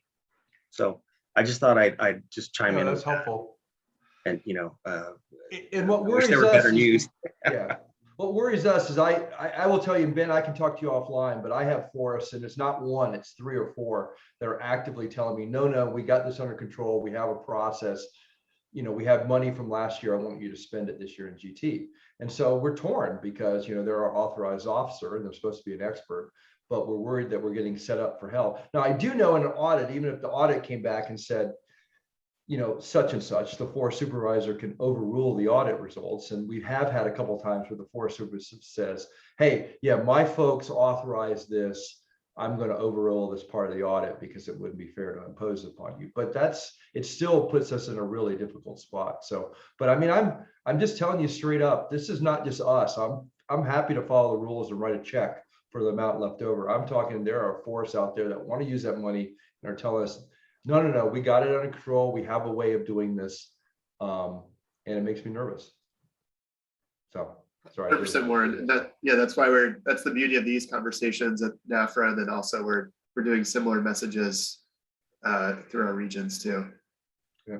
Yeah, and Kevin noted also that, or I don't know if he wants to chime in, but just, you know, do you see any downside if the Forest Service were able to obtain the legal authority? Do you see any downside? I mean, seems like we need to.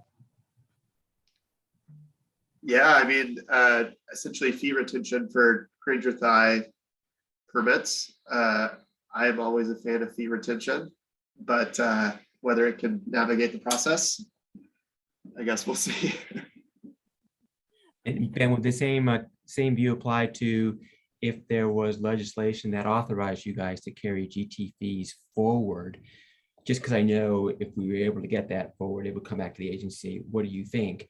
Do you see a downside to that, or is that all positive if you have that ability to do it when you wanted to? I think it would be positive, you know, I'm kind of thinking in the moment, you know, I think the issue with fee retention generally is whether it scores, right, in the budgetary process.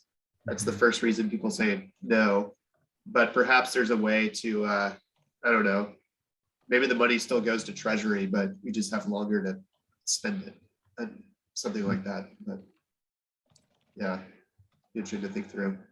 Just jump in real quick because we have one of our permittee members asking a question, and it might be helpful just to back up a second.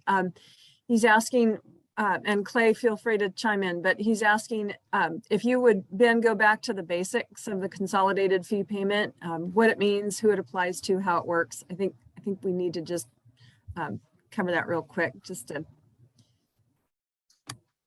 Yeah, so consolidated fee payments, it's not a new thing, but we're seeing it used more, especially in the prospectus process. And part of that's due to the requirement that if you have a 10+5 year concession permit, it should have a consolidated fee as part of that.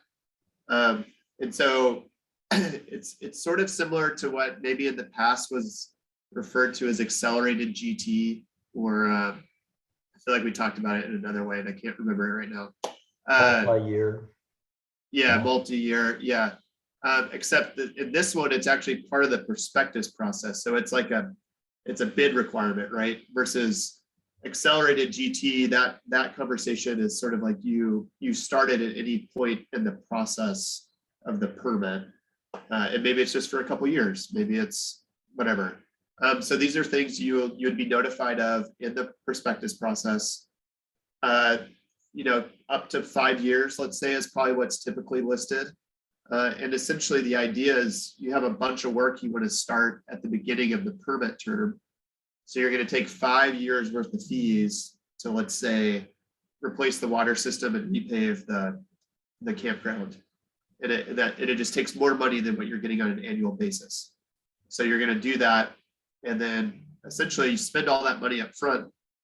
And as a permit holder, you're sort of, I guess, paying it off through the rest of the consolidated period where you're not paying annual land use fees because you've given them all that money at the beginning. I hope that makes sense. It's basically like adding financing to the permit process with no interest rate, which is beautiful, I guess. And then the thing to keep in track of, though, is like you're basing that consolidated fee off your historic revenues. And so you're going to want to do with the forest, when I say you, I mean forest and permit holder, you're going to want to keep track of the actuals that are coming in, right? Because you collected a bunch of money to do the work, and now you need to make sure the actuals each year are lining up with what your prediction was. And y'all run businesses as permit holders, so you probably have an idea of what I'm talking about here, right? You took a little bit of a risk in terms of a prediction, and now you need to make sure that the revenue that's coming in is matching up with that prediction. Okay.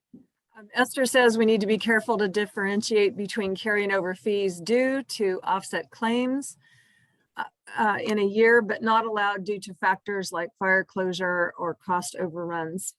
These paid offset costs are like a consolidated GT offset request at that point. So another comment from Bryce, one solution that would be to require the GT offset fee to be based on the prior year's revenue rather than current year's revenue. Then you're not guessing. And it would be, oops, I just lost it. It would be based on actual revenues. Okay, oh, Clay says good, he got it. Okay, Marilee, you can chime in, go ahead. Okay, Ben, we've talked about, this is regarding the 30-year permit. And what I find a lot of times is a forest, the permit administrator, not even the line officer, says, oh, we can't do that because it has to go to the regional office, as if like that's like something they do not want to do. They do not want to either poke the bear or I don't know. And so a lot of, and even forest supervisors are reluctant. They say, no, I'm just going to go with the 20-year because, you know, that's easier and I can sign it. And so there's, but you and I've had a conversation about this. Can you talk to that a little bit? Yeah, I mean, I guess to put some of my regional colleagues on the spot, I don't know, is anyone willing to hop on and talk about that dynamic, right? You know, we can message it from the WO, but what have y'all's experience been with forests coming to your offices and asking that question?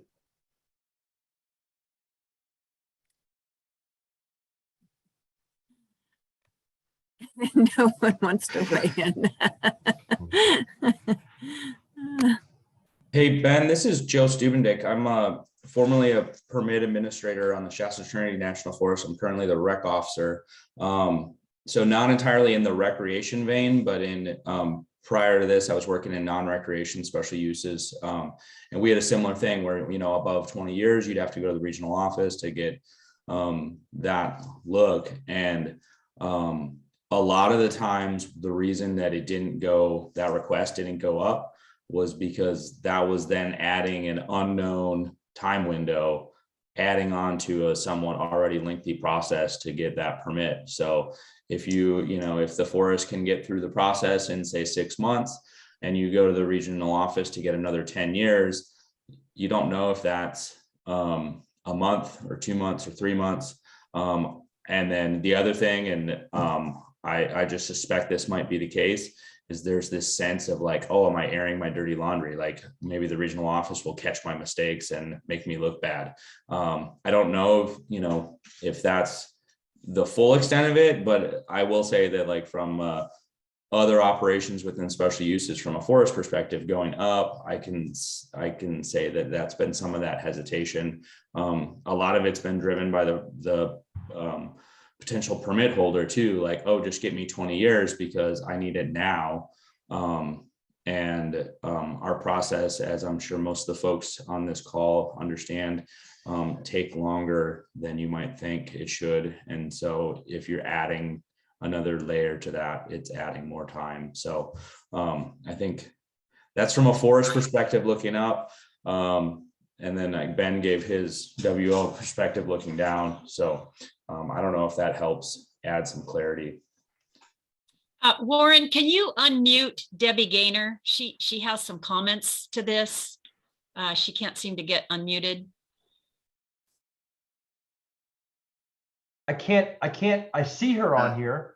I can't New unmute skill. her. I've asked her to unmute, but I don't know if I can't actually do it. She's got to do it herself. Yes, you should be able to do it. This should be set up so everyone can unmute. Bottom left of your screen, you'll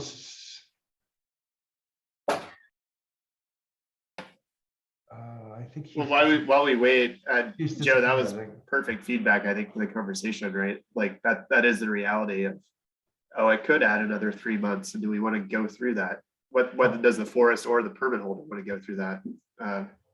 So that's interesting to think through, like where there can be efficiencies. That was really good to hear those comments, because that sort of confirms some of what I've suspected. But and Debbie has said that, in Region 5, they've approved them. In my experience, when I can get a forest supervisor to ask the regional office, that generally the regional office goes, well, forest supervisor, if everything's good, the FAD, the technical, it meets direction, the regional foresters have been willing to issue the 30-year permit, and it has not appreciably added to the length of the process. And especially like Ben, as you said, if early on in the process, they contact the regional office and say, hey, we're going to issue a resort permit for Reese and Associates for, 30 years. Is that going to be okay? And so they can start churning away on it while the forest is going through the process. And so then when it comes time for that final approval, it's that legwork has already been done. But I have not found, I don't know that the regional office has ever come back and said no, to be honest. By the way, I think Debbie Gaynor's got herself unmuted here. Okay, good. Yeah, I just had my volume down so low you couldn't hear me. So I'm guessing you hear me now. Yeah. Yes, you sound great. We occasionally get requests for 30-year permits for resorts or camps, etc.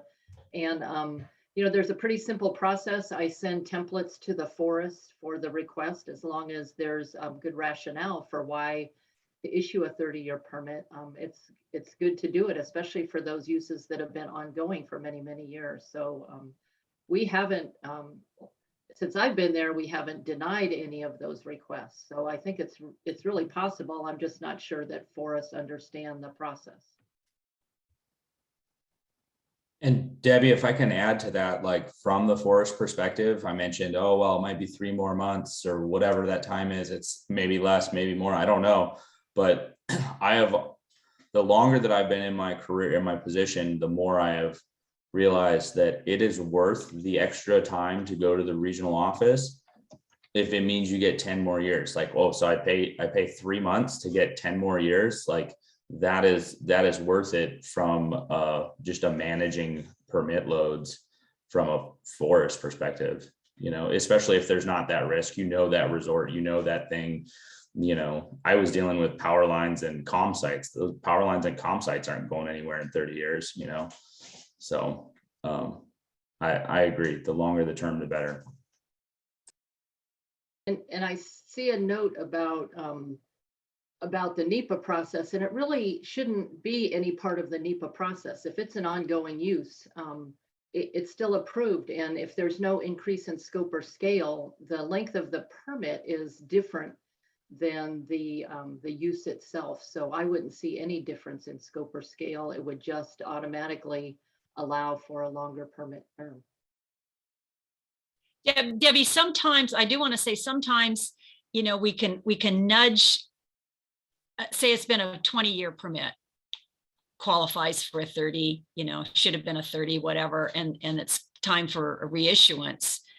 So there is a change in the length of term, but I think the new categorical exclusion that says that extending length of term isn't a project stopper. I see Ben nodding his head. Can you talk to that, Ben? Yeah, I don't remember the language off the top of my head, but yeah, there is a reissuance CE basically that I think can be used if you needed to. And generally, when we talk to people about approving the use, that's the NEPA process. The authorization is the permit, which is very separate. So the use has already been approved. So the authorization is just what the length of the permit term is. So we keep NEPA and the permit very separate. Good to know. Thank you. Thank you very much. Jane from the Forest Service is just saying, yeah, Deb's exactly correct about NEPA. So she's adding to that. So that was some good information. Yeah, and well said. I appreciated hearing the differentiation between the NEPA process and the approval authorization process. So that's a key point, I think, to remember. And yeah, good points from Joe as well. I think that's really good for us to hear. Yeah, definitely, Jennifer. The 3 months is worth the 10 years. Exactly. If it even takes 3 months, but yeah. But still, yeah, the trade is worth it for as many permits as we all worked on trying to get that extra 10. It's really encouraging. So, okay. Yeah, didn't want to shut that off. Is there any other comment about that or the consolidated fees or GT? Warren, you were talking about, oh wait, you know what? There was a response to one of Warren's comments. Trying to scroll back through here. Oh gosh, I did read that. Yeah, I may have lost it here. Anyway, any other questions?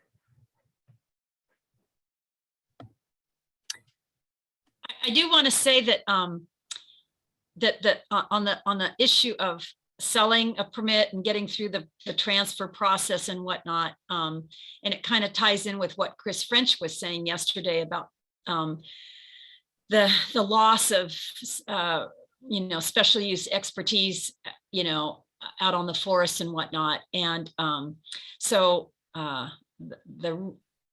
the SWAT team approach to helping these, going to people that have expertise with selling an outfit or guide, the process, it should be a straightforward process.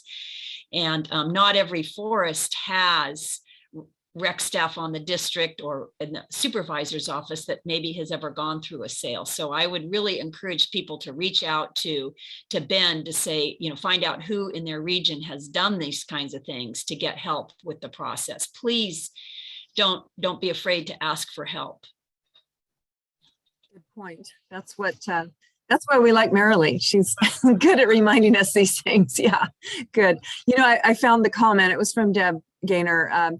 With regards to wildfires, she's on Region 5. We're trying to work through wildfire provisions and property insurance. So that's just a confirmation of that. So, and I was going to comment, I know Warren asked a question about what's going on with sort of, or somebody did, with regards to the, sort of the go-to of pre-closures ahead of wildfires. And, we're working through that on the INYO and staying in close contact with our supervisor. And we've had her appear before our county board of supervisors a number of times with an update on that process, because they are working through it. And it's probably a little unique on the INYO because we feel we're fairly isolated from a lot of California. So we want to kind of make sure that she's able to articulate those, and she's very good at it. But it's interesting to watch that process play out, because Ben's exactly right. The resources are a key part of it, but they're bringing some interesting other aspects in that we're hearing about as they go through that process of, and what we've asked for is, trigger points. Can you identify for us trigger points that would say, okay, here's imminent, we're going to be happening this, or, be on the lookout, so that permittees aren't hit with, tomorrow everybody vacate. And that's been one of our biggest frustrations. Obviously, so many of these forests are in resort tourism based areas with regards to their economy. So we're finding a lot of good receptivity with our local forest, and she's advocating that well in the regional office, I think. So we're pretty encouraged, not meaning that it's going to solve everything, but at least we feel the conversation's going well. Okay, well, we're just about out of time. I don't want to cut off if there's any questions yet, and got this opportunity with Ben. I'm sure appreciate you giving us a good overview and that Washington broad perspective, but it's, while there's always a lot of input necessary from forest supervisors and district rangers and certainly the region, it's really, really helpful to have the Washington perspective. So appreciate that. And we appreciate having you in close contact working with our team. So. Yeah, always happy to do it. They'll be here for the other sessions. I'm sure there'll be some executive order questions that I can say that I can't answer. So it'll be fun. That's worthy. I also want to give kudos to Ben and the special uses team in Washington, D.C. Last year, we had like monthly conference calls with the Recreation Special Uses Group, and it was super helpful for us to be able to talk rather than just once a year at the conference to do a big download of issues and problems. And we would talk about these things as the year was going on. And so a lot of kind of what I heard Chris French say yesterday, I think, kind of some of those things were in his comments. And so Ben, kudos to you guys for reaching out to us and having that dialogue is really helpful. Yeah, absolutely. And that's a good reminder. We need to get those set up again. The people keep changing. So one of these days. Will that ever stop? I don't know. Yeah, that's a good point. All right. Thank you, Ben. Well, I think I didn't know if we wanted to take a moment break or if we can just go right on ahead. Do we have Brett and Jared with us? Jennifer, Brett has an emergency that's come up, so it will be Jared today. And I think he's probably ready. There he is. I'm here. I see him. Give Okay. me 1 second. I need to unhost Ben. Sorry about that. And then I need Jared, you got slides? I sure do. I've made you the co-host, so you should be able to share screen now. Okay.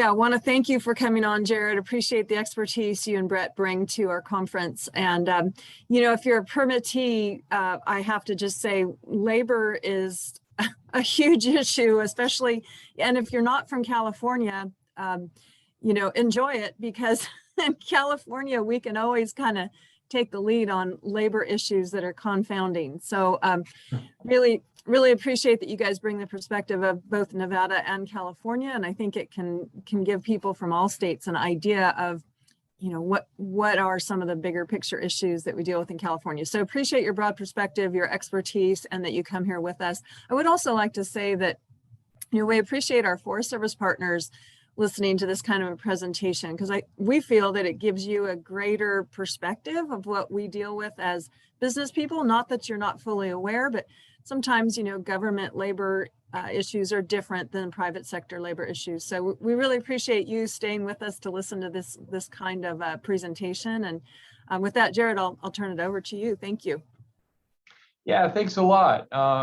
Again, yeah, my name's Jared Haig. I'm an attorney with Sutton Haig Law Corporation, licensed to practice in California and Nevada. We've tried to tailor these slides as much as possible to as broad an audience as possible. So you're not going to see too many California or Nevada specific items here. I'm happy to answer questions about any of the topics that we cover and any employment or labor topics that are on your mind. I'm going to go through these slides and I'm going to try to do so quickly enough that we have some time for Q&A at the end. And I've got the chat here off to the side. I'll try to monitor that as well. Yeah, as mentioned, I hoped to be joined by my partner, Brett Sutton. He had an emergency that came up this morning. I think it's the second time in 15 years that's happened on the day of a webinar, but you know, it does happen. So you've got the JV team today, but hopefully we'll get through some things that will highlight some potential issues for you. I think, you know, we've titled this top 3 labor and employment law issues. Really hard to say that there is a top 3. That might be a little bit of a misnomer, but what we've tried to focus on are 3 issues that we just tend to see time and time and time again, and would have some application across both government employer and private employer sectors. And so without further ado, we'll just get into the slides. I'm going to spend about 90 seconds here on some shameless self-promotion. We, every time we do a webinar, we put it out there that if you will follow us on Facebook, Twitter, or LinkedIn, and send us an email by 4 o'clock today, we will enter you into a raffle for a chance to win a gift card. It's just our way of trying to bribe people to follow us on social media. And I'll tell you why we do that. We do a number of speaking events and webinars. This is just a sampler of a few. As often as possible, we try to have a guest speaker to make it a little bit more interesting for participants. So for example, next month in Nevada, we've got Bob Albright with the Nevada OSHA SCATS division. He always has a lot of helpful information that employers can use to make sure that they're staying current with OSHA regulations. OSHA has kind of stepped into the limelight a little bit over the past couple of years with the pandemic. We've seen a wave of emergency regulations at both the federal and state levels. And those, especially in California, those emergency regulations, those just steamroll right through. There's very little legislative oversight of those items. They can be much more sweeping and broad than, you know, your typical statutes or regulations might be that get passed at the legislative level. So it's really becoming more important to stay current on what OSHA is doing. And, you know, it's debatable. A lot of people feel like sometimes they overstep what they're really supposed to be administering and regulating. Nevertheless, these regulations come out and you've got to be ready to deal with it and figure out what you're going to do. So that's just an example, but we have several different webinars that we've got scheduled through the middle of the year. And, you know, if you only went to 2 all year, I would really recommend in California, Nevada, go to the mid-year employment law update and go to the year-end employment law update. And it's a good way to stay current. We have a sister website that we run called calnevalaw.com. It's specifically geared towards helping employers on either side of the California-Nevada border orient themselves as to the laws in each state. I'll just say this: you do not want to be a Nevada employer that haphazardly wanders into California and starts doing business there. It is more like doing business in a different country than in a different state. The regulations are far more rigorous. The statutory and civil penalty scheme for violations is the most severe in the nation. if you're gonna go from Nevada into California to do business, you need to know what you're getting into ahead of time. Don't just wander in there. If you're going the other direction, good news is it's a little bit easier to do business in Nevada, but there's still a number of kind of very unusual regulations and laws in Nevada that you would need to be aware of. And we do podcasts that you can get at from that website on a number of different topics. And then we have a blog, and that's really the reason we like people to follow us on social media is if you do that, you'll get an update every time we post something to our blog. We post something just yesterday, and I'll touch on it during the presentation today. But this is a field where the law is changing as fast as it is in any other area of state and federal legislation and regulation. So you have to stay current on things. So the three things we're going to go through today are, top three, I would say, are sources of employment and labor law. We're going to talk about regular rate of pay. I've actually worked on this issue with a number of different businesses who are providing recreational services on state and federal lands and across a variety of other industries. Regular rate of pay is one of the most misunderstood topics that I ever come across. And it's really important because it is such fertile ground for a lawsuit. It's very mechanical. It's very easy for an astute plaintiff's attorney to prosecute those cases, and specifically to prosecute them on a class action or collective action basis, meaning that they're going to come after you not just for one employee, they'll come after you for every single non-exempt employee, current and former. And under federal law, they can come after you for the past 3 years. For example, under California law, Nevada law, they can come after you for the past 4 years. So it's a frequently misunderstood topic. It's been around for more than a century now, and it's still not well understood by many employers. So we're going to talk about that. We'll talk about classifying workers and some changes that have happened over the past couple of years in the field of, is this worker an independent contractor or are they an employee? We'll talk about joint employment and some shifts that are happening in that field. And then again, just as a bonus, there was a law that was signed into effect by President Biden last week that has to do with what you can and cannot include in arbitration agreements. So I'm just going to run that up the flagpole for everybody as a reminder that if you're using an arbitration agreement with your employees, if you have an arbitration clause, you need to revisit it. There have been a number of changes, particularly on the state level in California. If you haven't updated your arbitration agreement in Nevada and California for the past few years, it's time to take that out, blow the dust off of it, and take another look at it. So that's kind of our bonus topic for today. All right, so starting with sources of law. And this is something that, again, it's a basic concept. There's no way in the amount of time that I have right now that I can tell you, for each different employment law or labor law that touches you, whether you need to follow federal and state, federal but not state, state but not federal. I just want to lay the groundwork for a concept that you need to understand in the context of employment and labor. You have federal sources of law that apply to every state and to the overwhelming majority of employers in those states. The primary source of federal law when it comes to labor and employment is the Fair Labor Standards Act. That's the law that sets things like minimum wage, the fact that you have to pay overtime, how that should be calculated.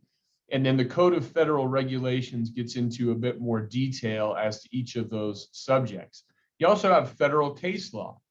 So there's a federal court system and a state court system. You have to pay attention to both. I'll give you an example. When we're talking about regular rate of pay, the Ninth Circuit Court of Appeals, which covers California, Nevada, and several other states, came out with a decision last year that changes or clarifies the way that employers who pay their employees a food or travel or housing stipend might have to calculate regular rate of pay. So if you fall within the jurisdiction of the Ninth Circuit, you've got to know what they said, and you've got to know how that might impact you. Executive orders. I know there's an executive order that everybody is very anxious about. And my understanding is there are some other people that are going to be covering that in more detail. But that's another source of federal law you have to pay attention to.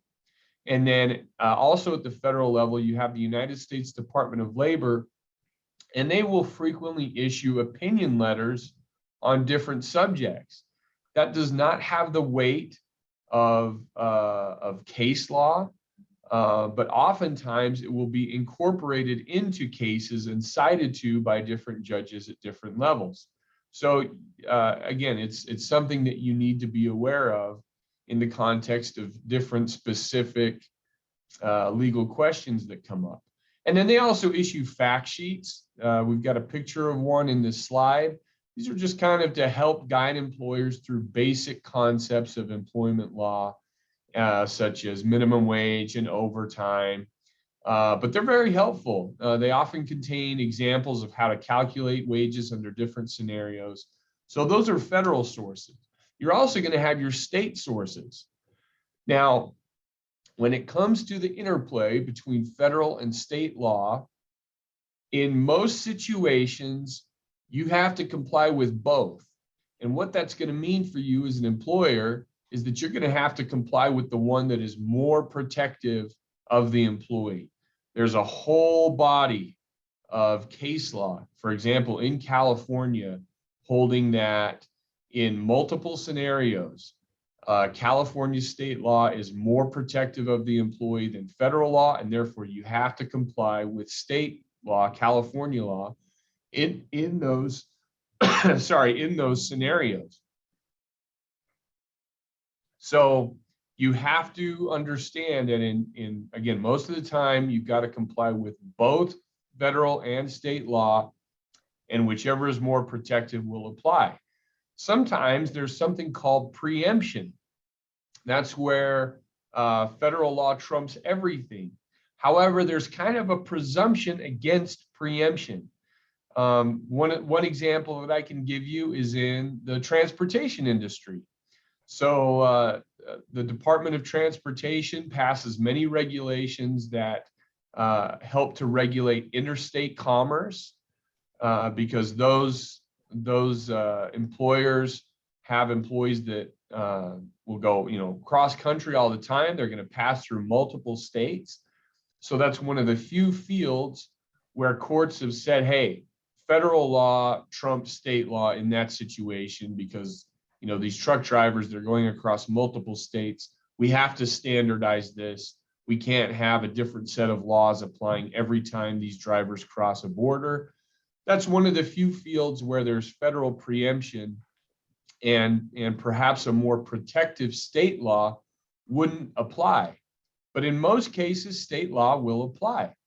And so you've got all the same sources that you need to be aware of, including local ordinances. And that's one that I want to talk about specifically for just a second, because it's a bit of a new player on the field, but I think you're going to see an increase in local ordinances and local regulations that apply to how you pay your employees and other topics such as what type of leave rights do your employees have. And so just to give you, this is just to give you kind of a flavor of what's happening. West Hollywood, as of this year, adopted the highest minimum wage in the country. It only applies in West Hollywood. As soon as you leave West Hollywood, you don't have to follow these wage laws. But if you're an employer there, and listen, I know we probably don't have many people in the audience that might employ somebody in West Hollywood, not much of forest recreation hotspot, but it's just an example. But this is what they're able to do. And if you employ somebody there, you have to comply with local wage and hour laws. These can also be adopted at the county level. And that has happened in California in different locales. So for example, LA County has its own county minimum wage. Other cities, San Francisco, Oakland, San Diego, they have their own minimum wages.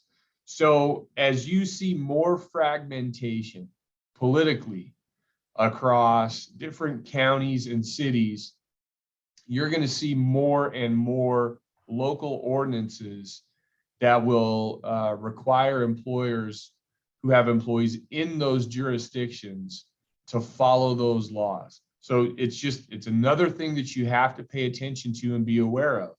There might be exceptions to some of these local ordinances. They might not all apply to you, but you'll need to know what's happening at a local level in order to be able to tell whether some new local ordinance does apply to your particular business.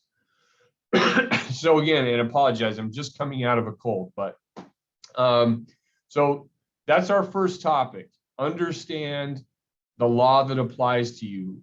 You might be very familiar with federal law, but less familiar with state law. You have to be familiar with all of the laws that might apply to you and know which apply in different situations.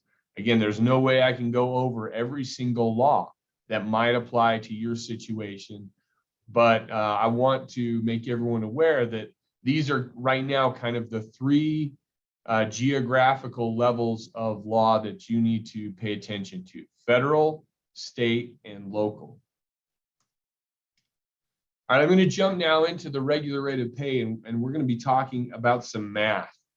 So again, regular rate of pay, as I mentioned before, has been around for over a century. It's been part of the Fair Labor Standards Act for over a century. And many of you are probably familiar with the phrase without even necessarily knowing exactly what it means. Because we hear the phrase, when we talk about overtime, we hear the phrase 1.5 times the regular rate of pay. You probably heard it several dozen times. What you need to understand is that regular rate of pay is a term of art. It has a specific definition under the law. And the general formula for regular rate of pay is that regular rate of pay is the product of total compensation in the work week. So note that it's measured by law. It is measured by work week, not necessarily by pay period. So total compensation in the work week divided by total hours in the work week. That's your regular rate of pay. Now, if all you ever pay your employees is an hourly rate, no bonuses, no commissions, no shift differentials, no hazard pay, no tenure bonus, nothing. All you pay them is an hourly wage and that's it. Then the regular rate of pay will be the same as that base hourly rate. However, I know from experience, many employers pay their employees an additional amount. They'll pay them some sort of a commission.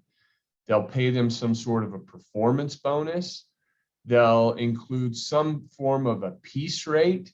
So for example, in the context of recreation, maybe you've got a horseback riding operation, or guided hikes, and the employer pays the employee an additional amount, per tour, per hike, per ride, to try and incentivize performance.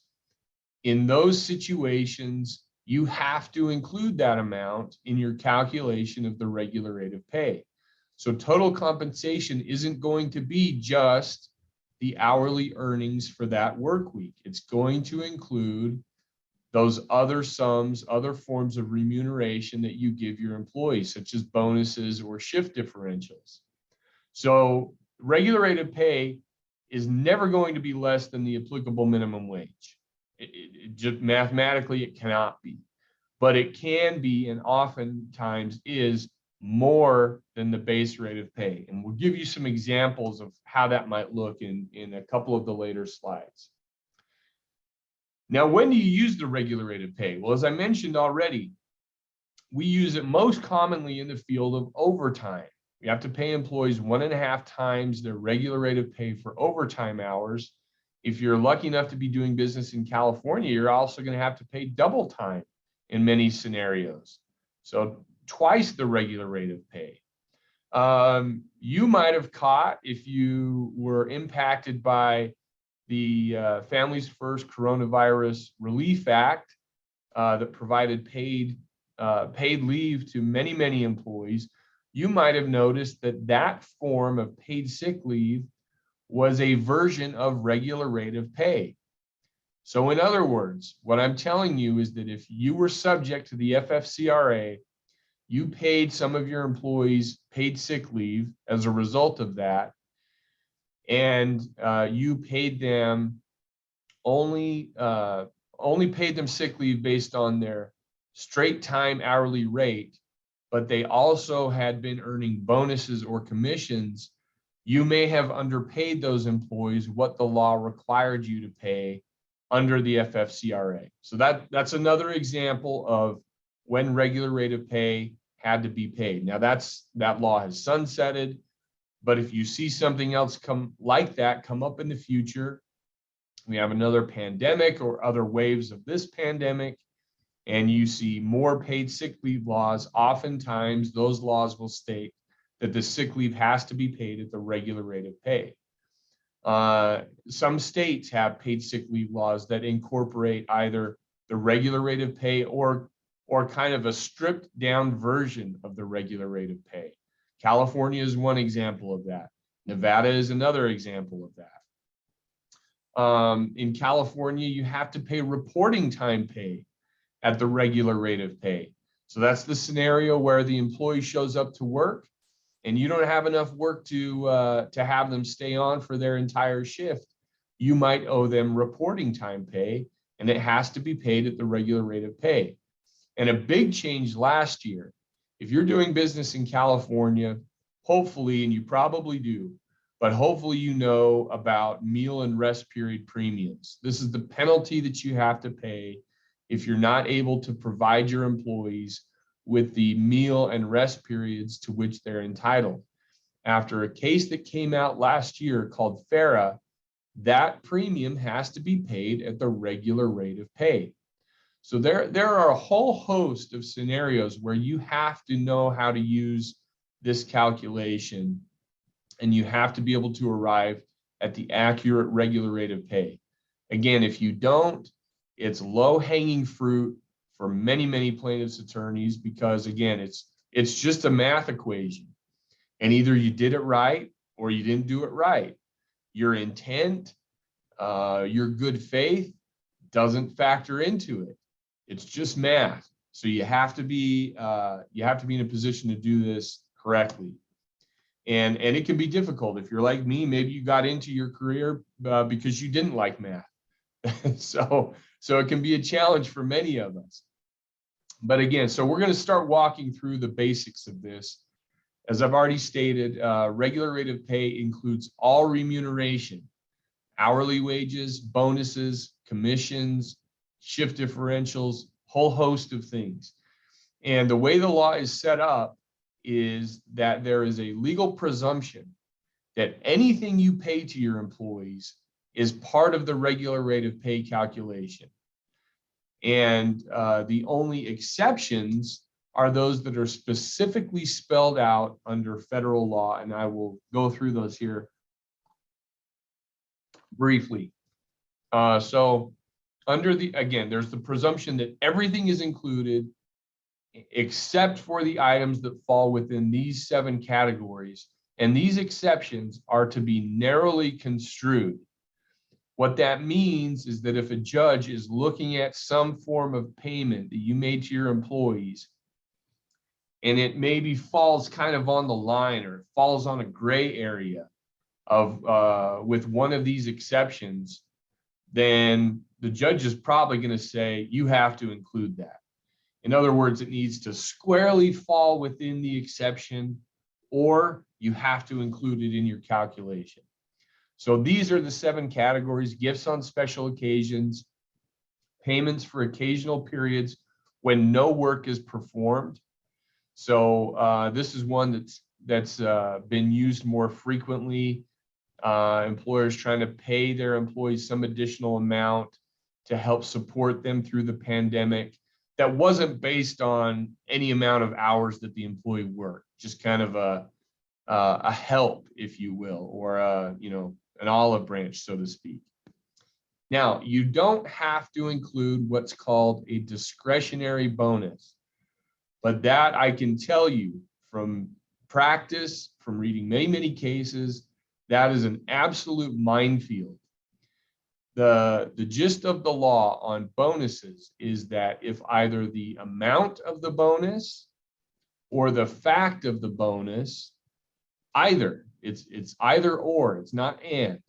If either the amount of the bonus or the fact of the bonus is known to the employee a sufficient amount of time before they receive it, it is then a non-discretionary bonus, and you have to include it in the regular rate of pay.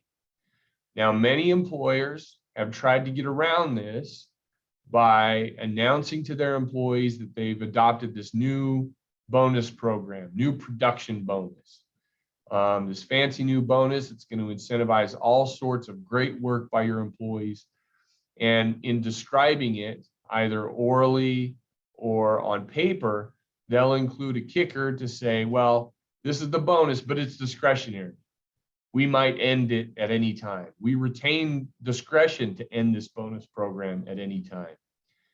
That statement does not make a non-discretionary bonus now discretionary. Numerous cases about that.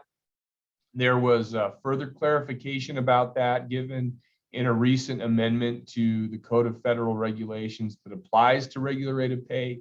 You can't exclude a bonus just by slapping a discretionary bonus label on it.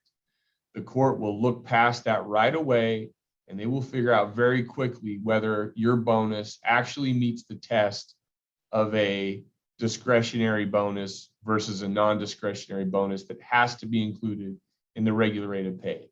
In practice, most bonuses are non-discretionary, so they have to be included. If you think about it, it makes perfect sense. You can't get your employees to do something that you're trying to incentivize unless you tell them ahead of time. So just by operation of common sense, most bonuses get announced to the employees ahead of time, either the amount or the fact or both. And now you're in non-discretionary bonus land. You're going to have to include that in the regular rate of pay. Contributions to benefit plans don't have to be included. Some employers, this is fairly uncommon, but some employers will pay their employees an additional amount for hours worked that wouldn't meet the definition, the legal definition of overtime. Those premiums don't have to be included as long as they are equal to 1.5 times the regular rate of pay. Premium pay for weekends and holidays, you don't have to include, again, as long as the premium is not less than 1.5 times the rate that they would normally get. And then many CBAs, many contracts call for some sort of bonus pay or shift differential pay. If it's based on a contract or a CBA, in other words, if it's been bargained for, you don't have to include that in the regular rate of pay.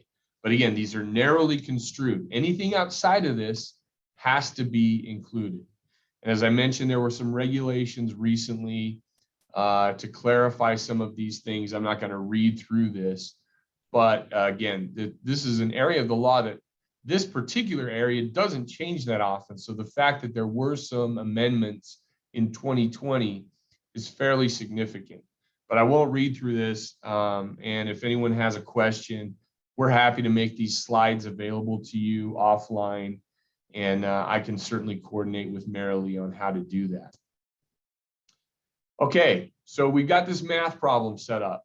Again, it's a division problem. On the top, you've got total pay.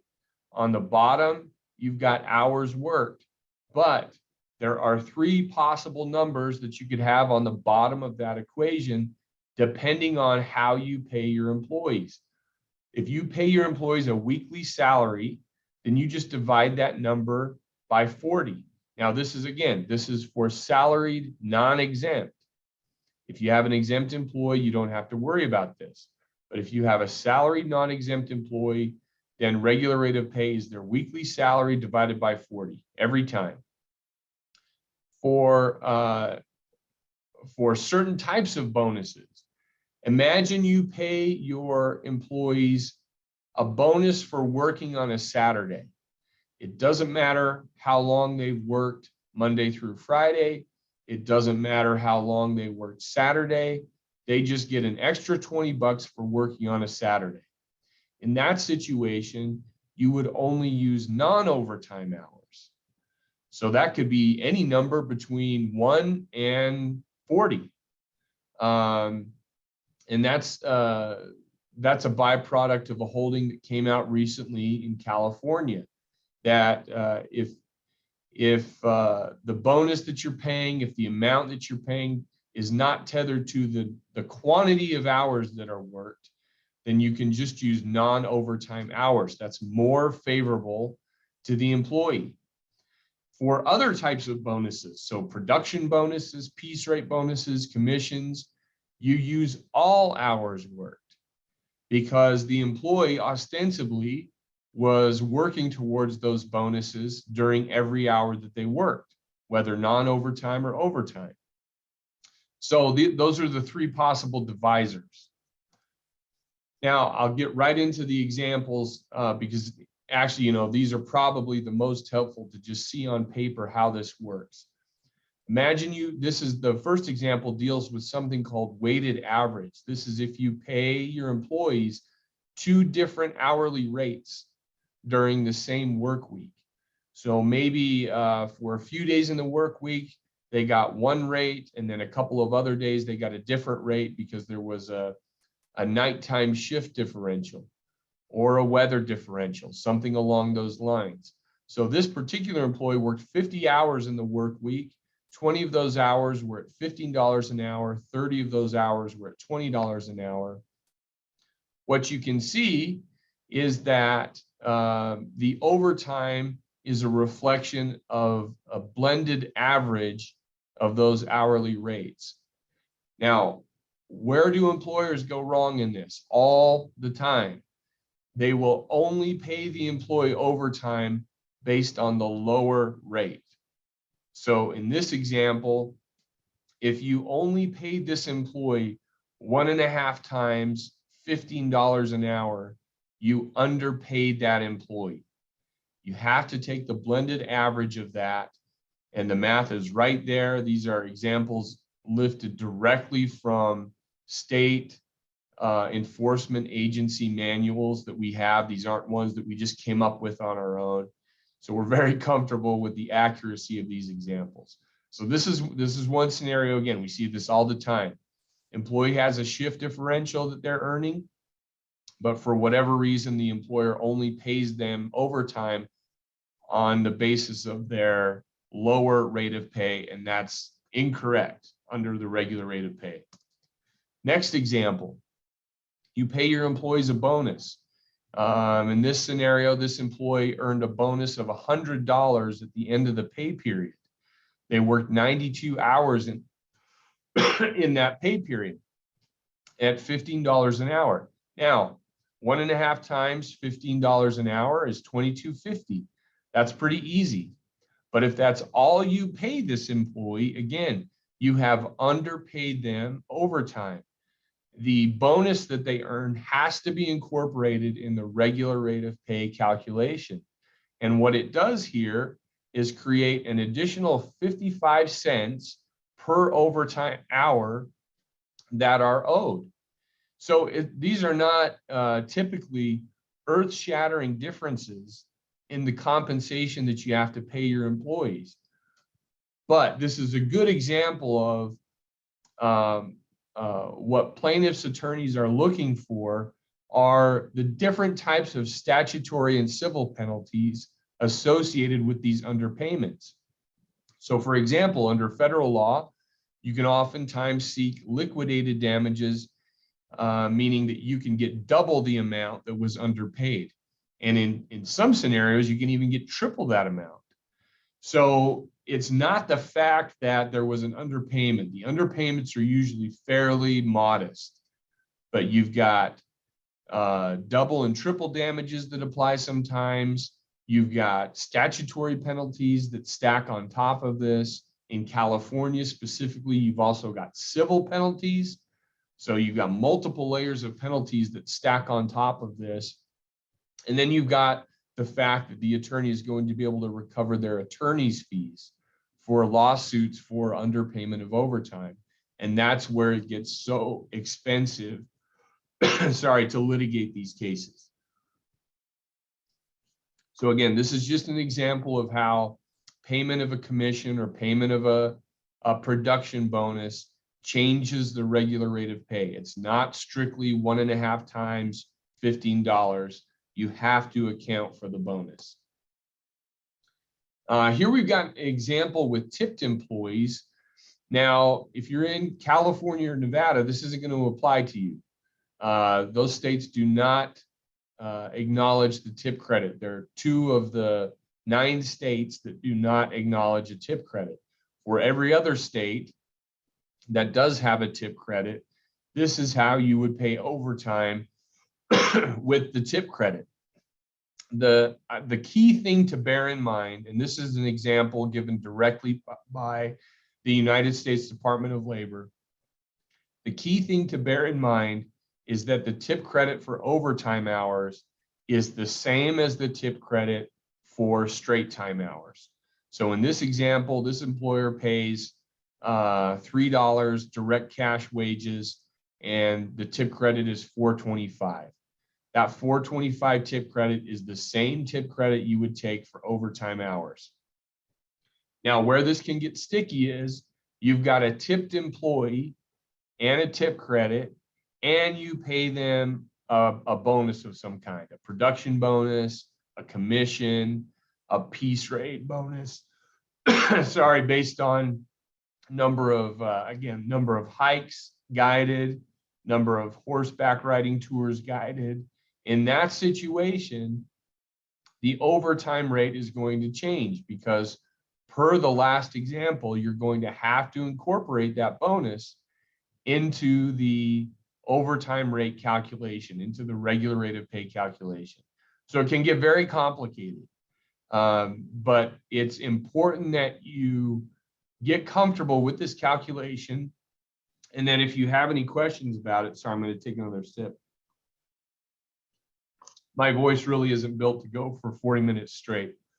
But if you have questions about it, ask qualified legal counsel. Have them run through how you're paying your employees with you so that you can make sure that you're doing this right and you understand how to apply it. Because again, the stakes are very, very high. These are the cases that plaintiffs' attorneys love to find, again, because they're so mechanical. They don't have to take your deposition and ask you, hey, did you really mean to do this? That doesn't matter. They'll just do the math and they're ready to go. All right, moving on to our third topic, who is an employer and who is an employee?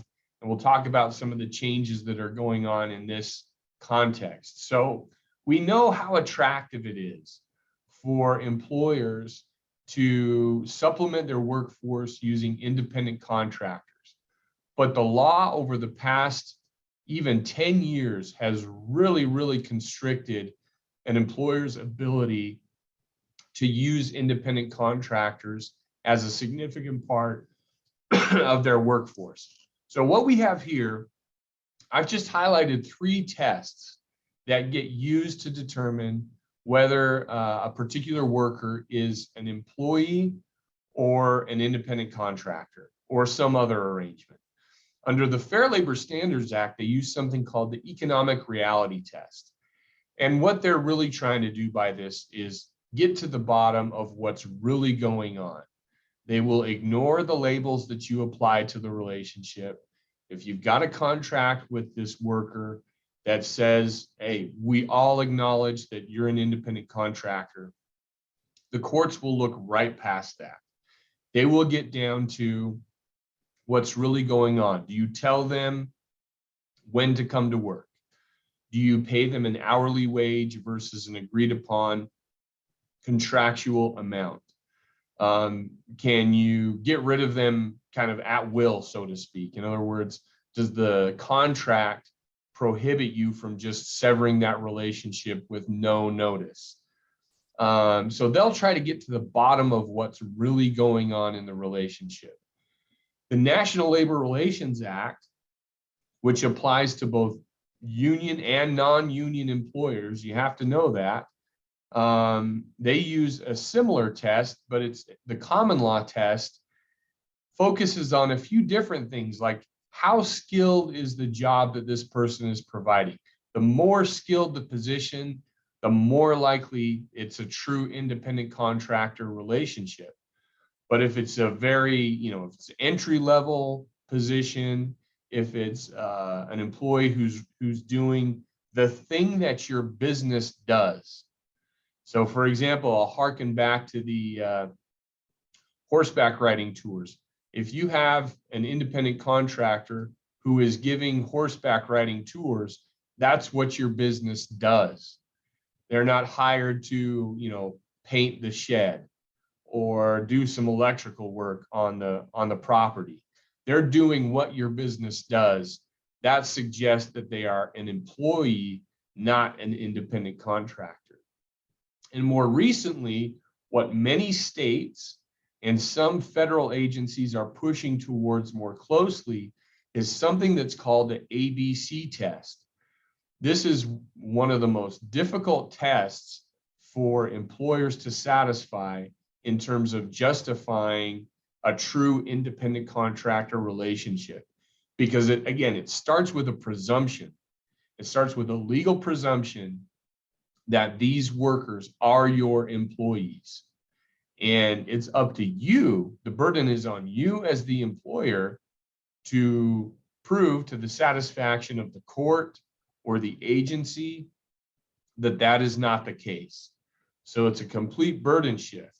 But what all of these tests have in common is they all boil down to control. How much control are you exercising over these workers? Again, do you tell them when to show up?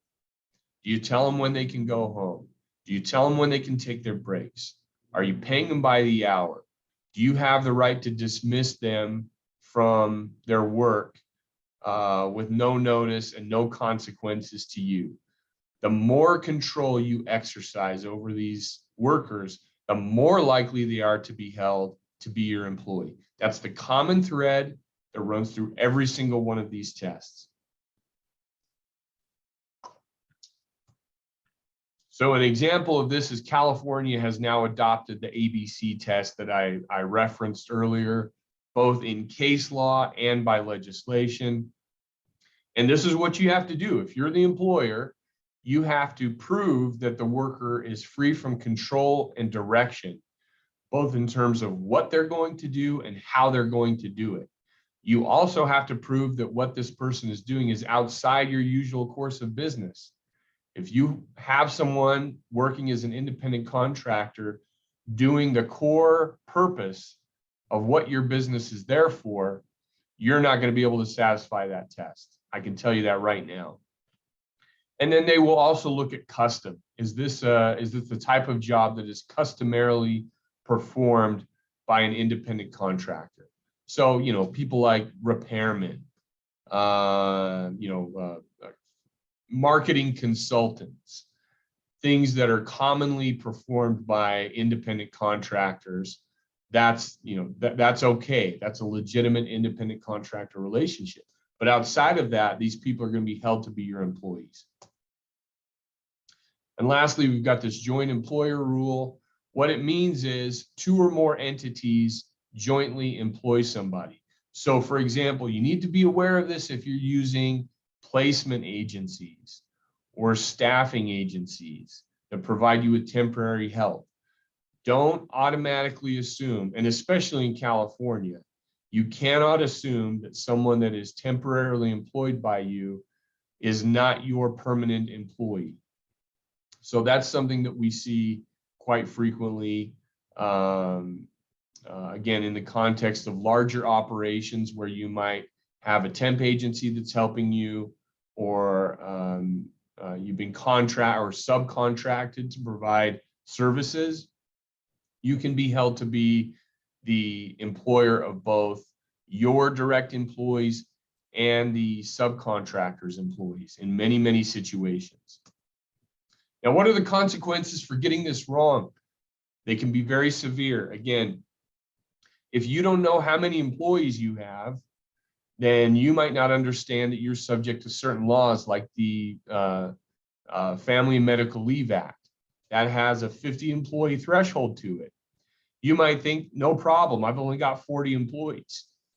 But you might have 15 independent contractors that could be held to be your employees, which would then push you over the threshold for FMLA coverage, meaning now you have to provide unpaid leave to all of your employees. So there are consequences in terms of knowing which laws apply to your business. You face liability for back wages. Again, one of the most attractive things of having independent contractors is you don't have to pay them overtime. But if you got that wrong, if they are your employee, then you're going to owe them overtime, and you can face other penalties flowing from that. Tax issues, very common. The employment tax entities, agencies for your states will do, if they catch wind that you're using independent contractors that should be employees, they will conduct a wholesale audit of your business, and they will assess employment taxes retroactively. That can shut a business down, and I've seen it happen. Unemployment benefits and workers' compensation liabilities, and then improper funding of employee benefits plans. Just a couple more consequences. But again, these are consequences that can bring your business to its knees. They can be very, very severe because it's going to apply to typically more than just one employee. Oftentimes, businesses have several employees that could be misclassified as independent contractors. All right, and as our bonus topic, again, just arbitration agreements. I'm going to go through this fairly quickly. There's one outstanding case with the United States Supreme Court about whether an arbitration agreement can allow an employee to opt out of certain types of collective or representative actions. And then just last week, signed into law, HR 4445. What this stands for is that employees who have signed an arbitration agreement cannot be forced to arbitrate sexual assault or sexual harassment claims that arose after March 3rd, 2022. So again, that's something that if you've got an arbitration agreement with your employees and you haven't taken a look at it in the last 18 months, this is the time to take it out, figure out what changes need to be made to it. And the danger here is that, for example, if you have an arbitration agreement that says all disputes between the employer and the employee, no exceptions, must be submitted to binding arbitration, the danger is that a court will invalidate the entire agreement. Not just that they won't honor the agreement as to sex harassment claims, but that they throw the agreement out altogether. And that's what you want to avoid. And so that's a reason to have these reviewed regularly, but particularly now in light of this new law that went into effect just last week. So with that, again, what do I do in the meantime? Take a conservative approach, revisit your existing arbitration agreements. If you're in California, You need to know about AB 51, which completely prohibits mandatory arbitration agreements. You can still have a voluntary agreement, but you cannot make it a condition of employment. We've got a podcast on it if you want to know more about that. And with that, just a reminder, hope you'll participate in the raffle. Follow us on social media so that you're notified when we post to our blogs, and happy to take any questions that anybody has. Wow. Thanks, Jared. That's a lot of information, and sure appreciate that. Sure appreciate that overview. It's just sort of brings home how much an employer needs to be aware of. Are there any questions anyone wants to ask at this point?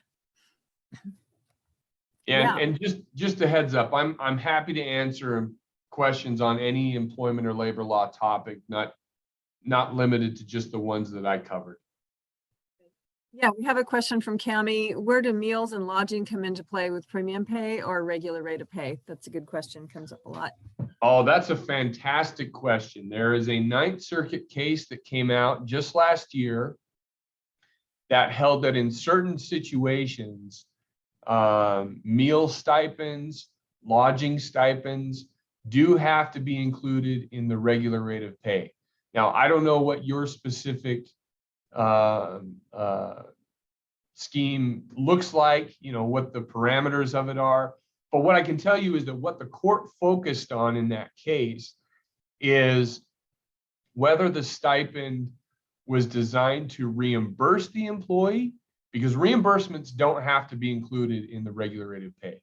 So what they're looking at is this stipend designed to reimburse the employee, or is it designed to be kind of a wage supplement? And the reason that they concluded in that case that the stipend had to be included is because it was paid on an hourly basis. And there are some specific industries, I think not in the recreation industry, but more so in the healthcare industry. But there are some specific industries where it's very common that employers will pay their employees, again, a food stipend, a travel stipend, a housing stipend, and they pay it on an hourly basis. Well, anytime you pay something on an hourly basis, it starts to look like a wage. And that's really what the court focused on in that particular case. So if you're paying something along those lines, more in, kind of in terms of a lump sum payment, then you're safer than you would be if you paid it on an hourly basis. Anything you pay on an hourly basis, following that case, and just by virtue of common sense, anything you pay on an hourly basis starts to look like either an hourly production bonus or an hourly wage supplement. And that's what will get a court's attention. So that's what happened in that case that came out last year. That was a fairly significant case on that point. So again, I would look at it as a spectrum. But you need to evaluate your particular program, how you're paying those types of benefits out, and then ask the question further of whether it's more or less likely to be included in the regular rate of pay. Yeah, what's typical in this business and most of our members is there's a lot of us that provide employees lodging in the form of a free campsite with utilities. And so it's not a stipend, it's not a payment per se, but it is something of value. But it's also a value to us because we like them living in the campgrounds. They get a lodging site.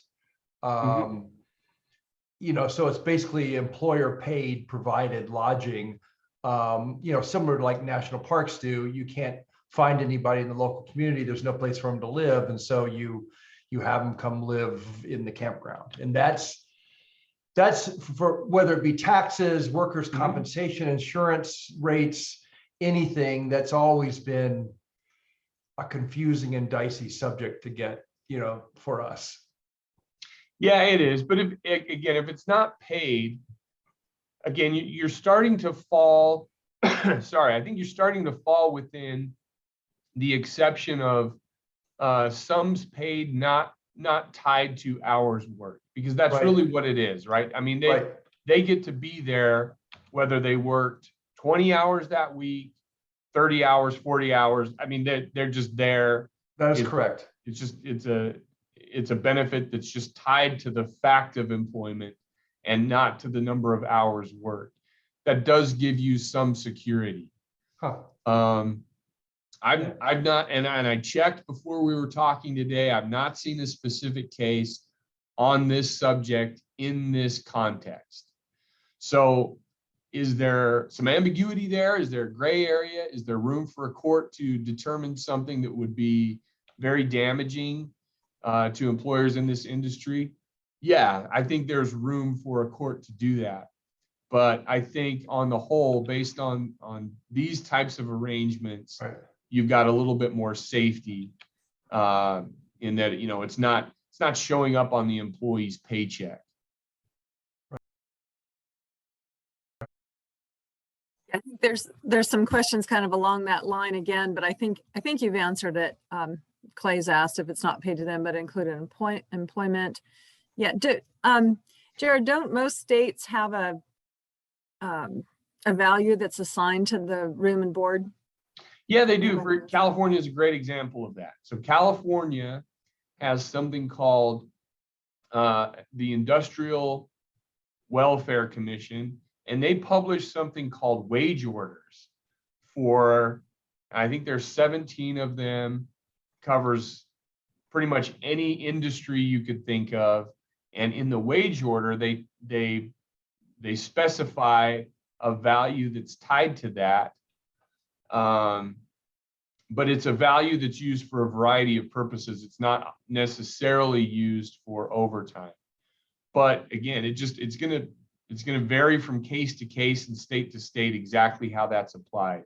Right. But I think the guiding principle here is if you're providing that benefit as a wage supplement, the court will try to kind of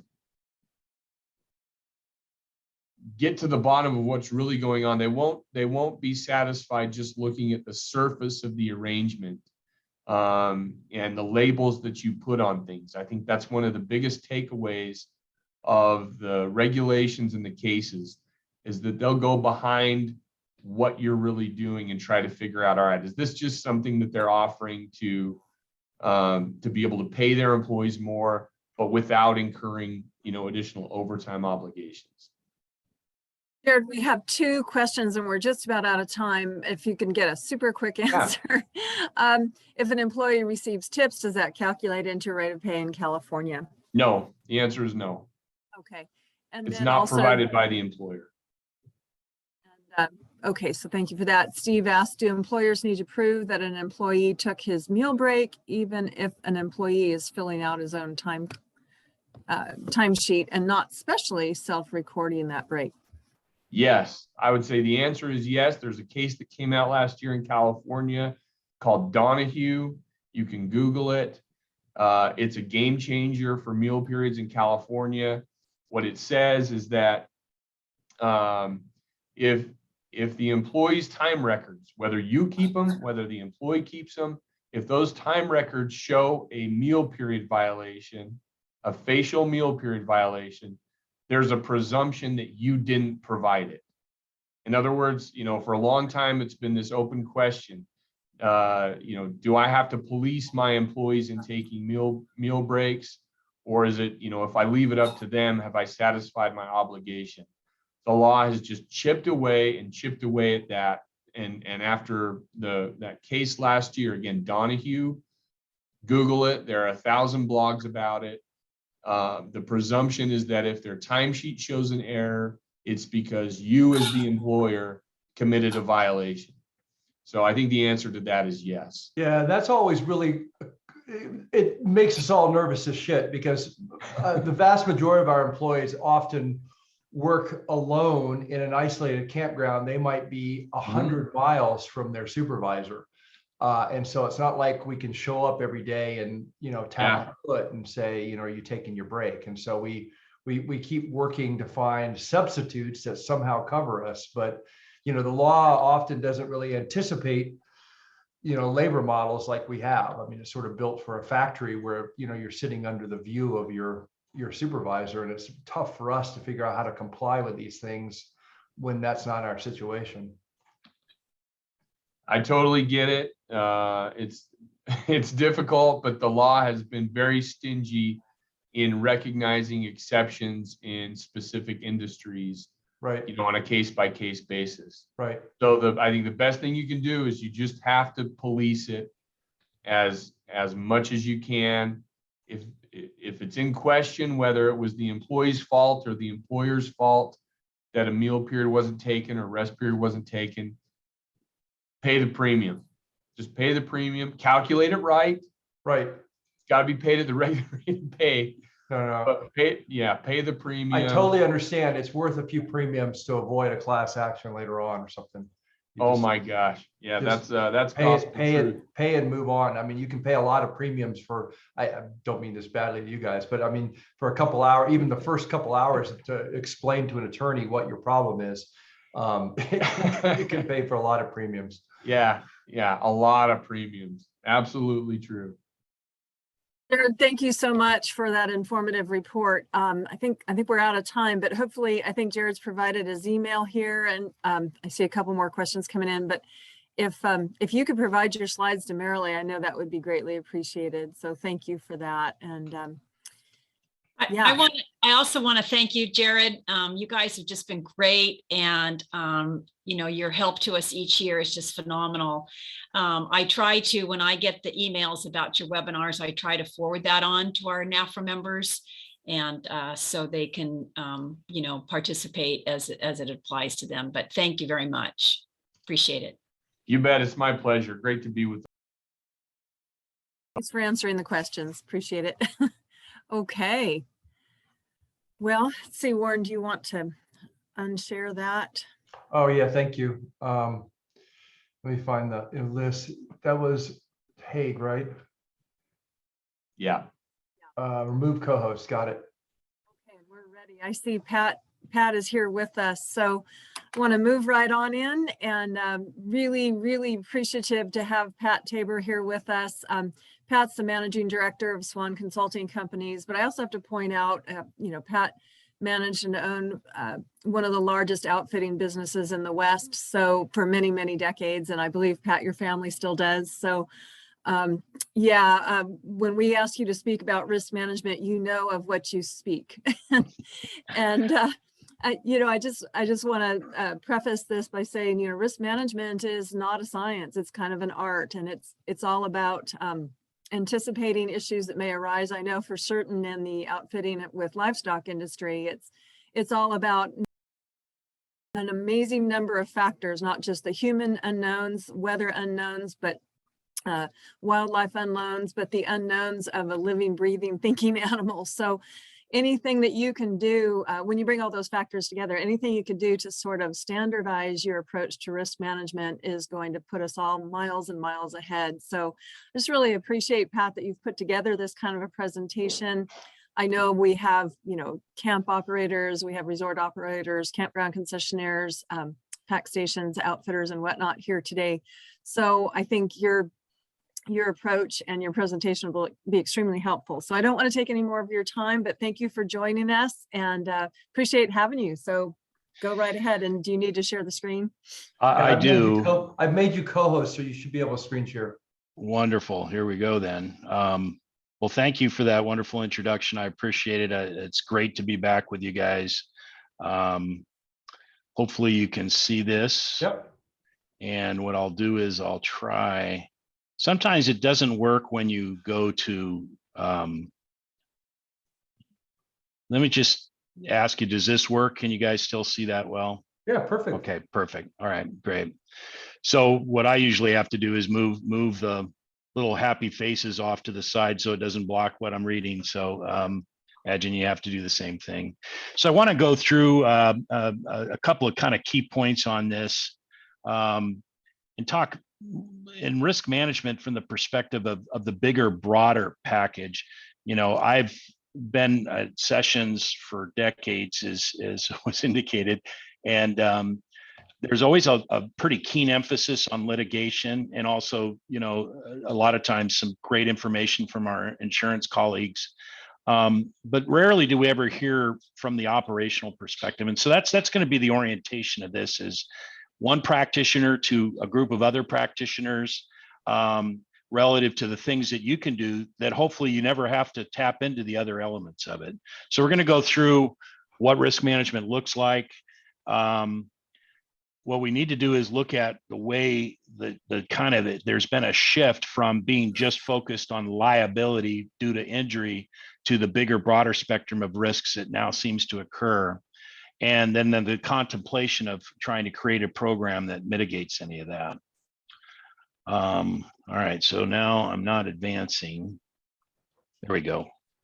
So I want to start off with service contracts, and this is only probably going to apply to maybe a third of the audience. So I won't spend a lot of time on this, but if any aspect of your operation contemplates multi-night type services, whether it's, providing some type of recreational service or what have you, where you're actually now performing a outdoor recreation service, it has become incredibly important to document the relationship and the understanding between parties utilizing a service contract. And the reason for it is there's been a massive uptick of refund requests, including stopping payment through the credit card companies, a myriad of poor reviews surfacing out of TripAdvisor and all the different social media accounts. And then filing direct complaints with our agency partners, whether it's the Forest Service, Park Service, BLM, or whatever. So there's been an unfortunate substantive uptick that the profession has seen over the last 5 years in particular. So what you can do is secure that pre-activity understanding of what the customer can expect. And it's just becoming the norm more and more. If you don't have one of these and you're providing a service of this nature, you're going to have a very weak set of legs to stand on relative to holding anybody accountable. And then also not being just carved up relative to refund requests. So many times people come into this with an expectation, if it isn't just exactly what they wanted gluten-free bread on day 5 that was refrigerated. That's what they thought they were going to get. They didn't get it. Now they want all their money back. Well, that's what a service contract can do, is get a meeting of the minds prior to the activity. And there's lots of different mini versions of this, like the most classic ones for those, and I think there may be a member or two that's in the ski area, they effectively have a contract on the back of their ticket. And that spells out the relationship of what's going to be provided and what's not, and what risk they assume. So we found in when I've dealt with other organizations that are heavy on the service side of it, only about maybe 35 to 40% of the profession that does multi-night activities is actually using a service contract to memorialize that arrangement. And I just encourage more folks to jump on board with that. There are some states that require it, depending on what regulatory environment is involved. I know in Alaska, Montana, Idaho, Wyoming, and Utah, there is a literal requirement. It doesn't always have to be in writing, but you do have to have some kind of a understanding with your client of what services you're going to perform. We are even seeing it crop up in certain land agencies that have set that expectation. The Forest Service in certain districts across the country have actually inculcated this into the operation plan expectation. But more beyond any of those requisite, it's just good sound business practice to do it. So ordinarily what you'd find is the componentry within a service contract will be what the provider provides, what the participant provides, any licenses, fees, or pass-throughs, arrivals, departures, payment, and additional information, right down to whether or not you're going to charge the convenience fee on a credit card versus a lot of people get pretty upset when they see that come through because they claim that they were never notified of it. Any types of terms of conditions, including the venue of where they're going to be at, and a very specific statement, stating that this agreement supersedes all verbal and written conversation between the customers and the provider. And then some critical medical disclosures and meal expectations disclosures, because a lot of times this is where some of the the strife starts to go. And then obviously signatures for everybody. If you're in a situation where you have minors, it's really important to understand the rules of the state that you're in and when a parent can and can't sign on behalf of a minor. And so this really affects camps and overnight camping, multiple nights where you're effectively taking care for a minor. These service contracts have become quite vital in that environment. So confirm the details of what's been done. Once the client signs it and memorializes, it supersedes everything that's been said. And then this will allow you to gather the information properly, for instance, the health issue disclosure, so that you can protect yourself. And it does wind up being your strongest level of defense should anybody come back after you and expect at a minimum, some type of refund. But oftentimes there's even contractual disputes where you find yourself in court. So I want to shift gears and just look at traditional risk management programs and how they're defined and kind of give you a sense of how it's morphing. So the typical approach was, if you got a good waiver and a good insurance company and you know a good litigation attorney that specializes in the industry, your bases are covered. And I know that's always the way I was looking at it. I felt like I could check each one of these boxes and I was done. Well, now what we're finding is there's so many nuance elements where you pull yourself into something by nothing other than the way you manage incidents or accidents or anything else. So there's more to it. So most of the time what I've found is, and especially in looking at people's waivers over the years, they just assume that, they're in a category where it's not really going to happen to them. It's not our kind of clients. We don't service the kind of people that sue. Well, guess what? That's changing. A lot of people don't love paperwork. I know I don't, but having a well-written waiver that is really comprehensive and in adherence with whatever the state laws are is super critical. I oftentimes see people borrow other people's, which is a big mistake because chances are that was written to the nuances of that specific provider and you have a different set of circumstances.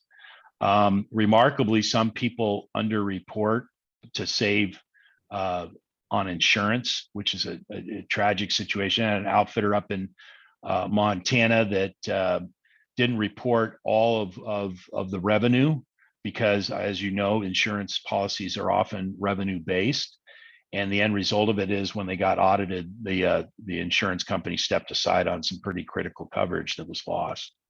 And then selecting an agent based on a relationship because of locality or whatever, instead of true expertise within the industry. And not only are the members of this group, but other groups, oftentimes we have the best specialist in the industry. And I really encourage you, as you're looking at brokerage and underwriters, that you're aligned with the people that really know the industry the best. It's remarkable how many people don't read their policy and don't actually realize what is and isn't recovered.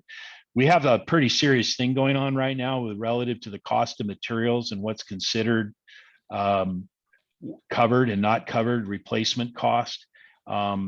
If you try to build something from scratch right now, you're going to find that the cost of construction is astronomical. So if you had to replace something and you had a cap on replacement value, you might find that you will be deficient if something were to burn down this year.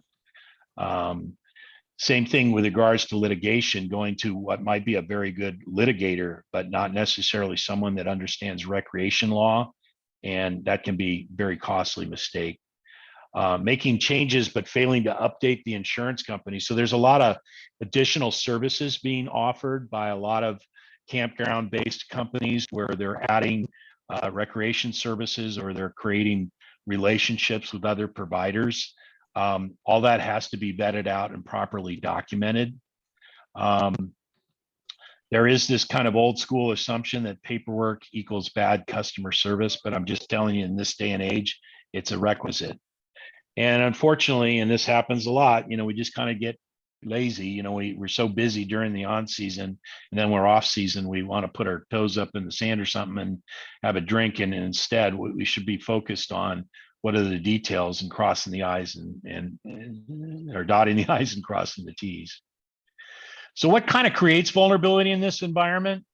The biggest thing that I've seen is industry expertise, where somebody will come in and they'll say, well, based on my knowledge and expertise in this industry, the standard operating procedure is as follows. And then they will opine on the condition that they found when they looked at the procedures of the provider that's in the lawsuit and say, they don't meet industry standards and they must have their head in the sand. And remarkably, being a part of an organization like NAFA or any other organization kind of ups the probability that you're going to be held accountable for not knowing what the industry standard is. Another big vulnerability is that you, in fact, did make an effort at one point or another. You got a great system, but you just don't follow it. You know, there's a system of accountability or whatever have you, but you just don't follow it. Final delivery of services doesn't really equal what is advertised and promotion stated it would. So this is this constant bait and switch issue. If you make a promise, especially in social media or on your website, that better be what you deliver. I think we've all seen the scenario where they have this picture of this beautiful cabin that you might rent, and then you get there and the thing is just about ready to fall over. And not only will you get barbecued, in social media on that, but you're likely going to get hit up with some issues relative to, hey, this isn't what you said you'd provide. Employees say and do things inconsistent with what the company says it will deliver, either due to lack of training, apathy, or occasional spite. So, we make a brand promise, if you will, when we line up customers for whatever we're providing, and yet the employees don't really stand by that brand promise. And a lot of times we'll find paperwork is designed to create protections, but it lacks the proper application of processing, getting signatures, and proper acknowledgments. So you have a good, let's say, waiver design, but a bad application of it, missing signatures, missing dates, missing data collection relative to healthcare issues, and those things just set you up for failure in the future. So when I think about a sound system, I look at it as having three pretty major elements with regards to planning and execution. And the best analogy I could use is the proverbial three-legged stool. I guess one day back in the day, used to use this for milking a cow. But to have a really comprehensive risk management system, you should have good sound paperwork, a good mitigation program, and an operations that contemplates risk management throughout from beginning to end. If you have those three components, then you're going to have a modern day, well-designed protective risk management system. If one of them isn't there, the whole thing collapses. You could have the best waivers on the face of the earth, but if you don't administrate them properly, you're not going to get the kind of protection you think you'd like. So on the operations end, it's incredibly important that you make safety a priority, and you not only train people on how to do their job, but more importantly, how to do their job safely, especially if they have souls under care. So if they have some form of responsibility for customer protection and oversight, they have to be taught how to do that properly in a safe environment. You also have to train them what is risk management, and most important, what to say, what not. Jen had reference to the fact that one of our companies is heavy into equine. And one of the first things that happens when a person comes off the horse is that people come up and say, I'm so sorry, I'm so sorry. Well, that seems to imply that we did something wrong. And so you could be sorry that somebody got injured, but you're not sorry for anything we did because we, in fact, didn't do anything wrong. The nature of equine is it's risk-based. And so you literally have to go through rehearsal on the things that employees should say and should not say, because we're now moving out of the actual provision of the service and moving into that very critical time frame of incident management. And that is critical. I've really encouraged to practice what to do in emergency, go through scenarios. What happens if a fire breaks out in the campground? What happens if there's an evacuation, area wide? What are we going to do? What are the emergency contact details? Who do we call at what order? And then a post-accident triage, which is to really go through a very specific set of procedures to ensure you know exactly how you're going to manage any form of incident or accident. The second piece is paperwork. Obviously, you have to have some legal forms. You got to know what they are and how they work. It's either contracts and waivers or all of them. If you use both, they have to integrate. In other words, they have to include and bind each other into the relationship. You need to be quite specific about what you do, what kind of preparation you do to ensure how people are kept safe. So if you provide any form of service whatsoever, you know, what kind of inspection that you do pre-activity to make sure the equipment's still safe. If you're running a zip line on your campground, you know, what kind of inspection policy do you have? What type of maintenance program is involved? And how are these people trained? And in particular, how are they trained to provide service? What do you do in the case of an incident or an accident? You isolate either employees or animals or anything else that's involved so that you can ascertain that there's no way that this is happening. And what kind of research have you done relative to what is happening in this area? How familiar are you with what's in particular, you have to research the nature of the incident, everything leading up to, during, and after. And then most importantly, and this is the area that remarkably so many people fail, is record management and retention. Making sure you properly record these things. There's some awesome tools out there that now can be automated so you can do online waivers and all that, but you have to make sure that they're the right ones, that they're applicable, and that they're completed thoroughly. If you're still doing paper copies, got to check for signatures, dates, and accuracy. When we get to mitigation, obviously, the two forms of the one we're most familiar with is insurance. And that means picking the right broker. And I hopefully everybody understands the difference between brokers versus underwriters. You know, anymore in outdoor recreation, it's really a short list of how many underwriters really write recreation policies. And there is a broader set of brokers out there, but I, again, can't emphasize enough going to somebody that has multiple entities in this space, in this industry, and they have the expertise and they know the underwriters and how to do it. You got to participate thoroughly, as obnoxious as it may feel and seem, especially from a technical standpoint of policy construction. You got to really know what goes into that, make sure you're amply covered properly, but not over covered, and that you don't have things, you know, overlapping and other places being exposed. And then make sure you manage costs in the right way. And trying to save money in insurance by underreporting is not the right way. Another really important area that people often look is entity structure and how you're legally, structured. It's remarkable to this day. I've come across a lot of consulting clients, and they have every single aspect of their operation in one entity, which means if there ever was litigation and an award given to a plaintiff against you, then go after all the assets that are inside that. So one of the first things that is done typically is we separate real estate assets from operational activities. And there's some other structured elements limiting liability either through an LLC or a corporation. I'm still amazed at how many proprietorships that I still find. And it could be that you might be mitigated a little bit by insurance, but having that extra layer of protection through entity structure. And then how you manage your incidents and who your team is super critical. Identify them up front. Ask the attorney, what is your legal triage? A lot of times the very first call you should make is to your attorney.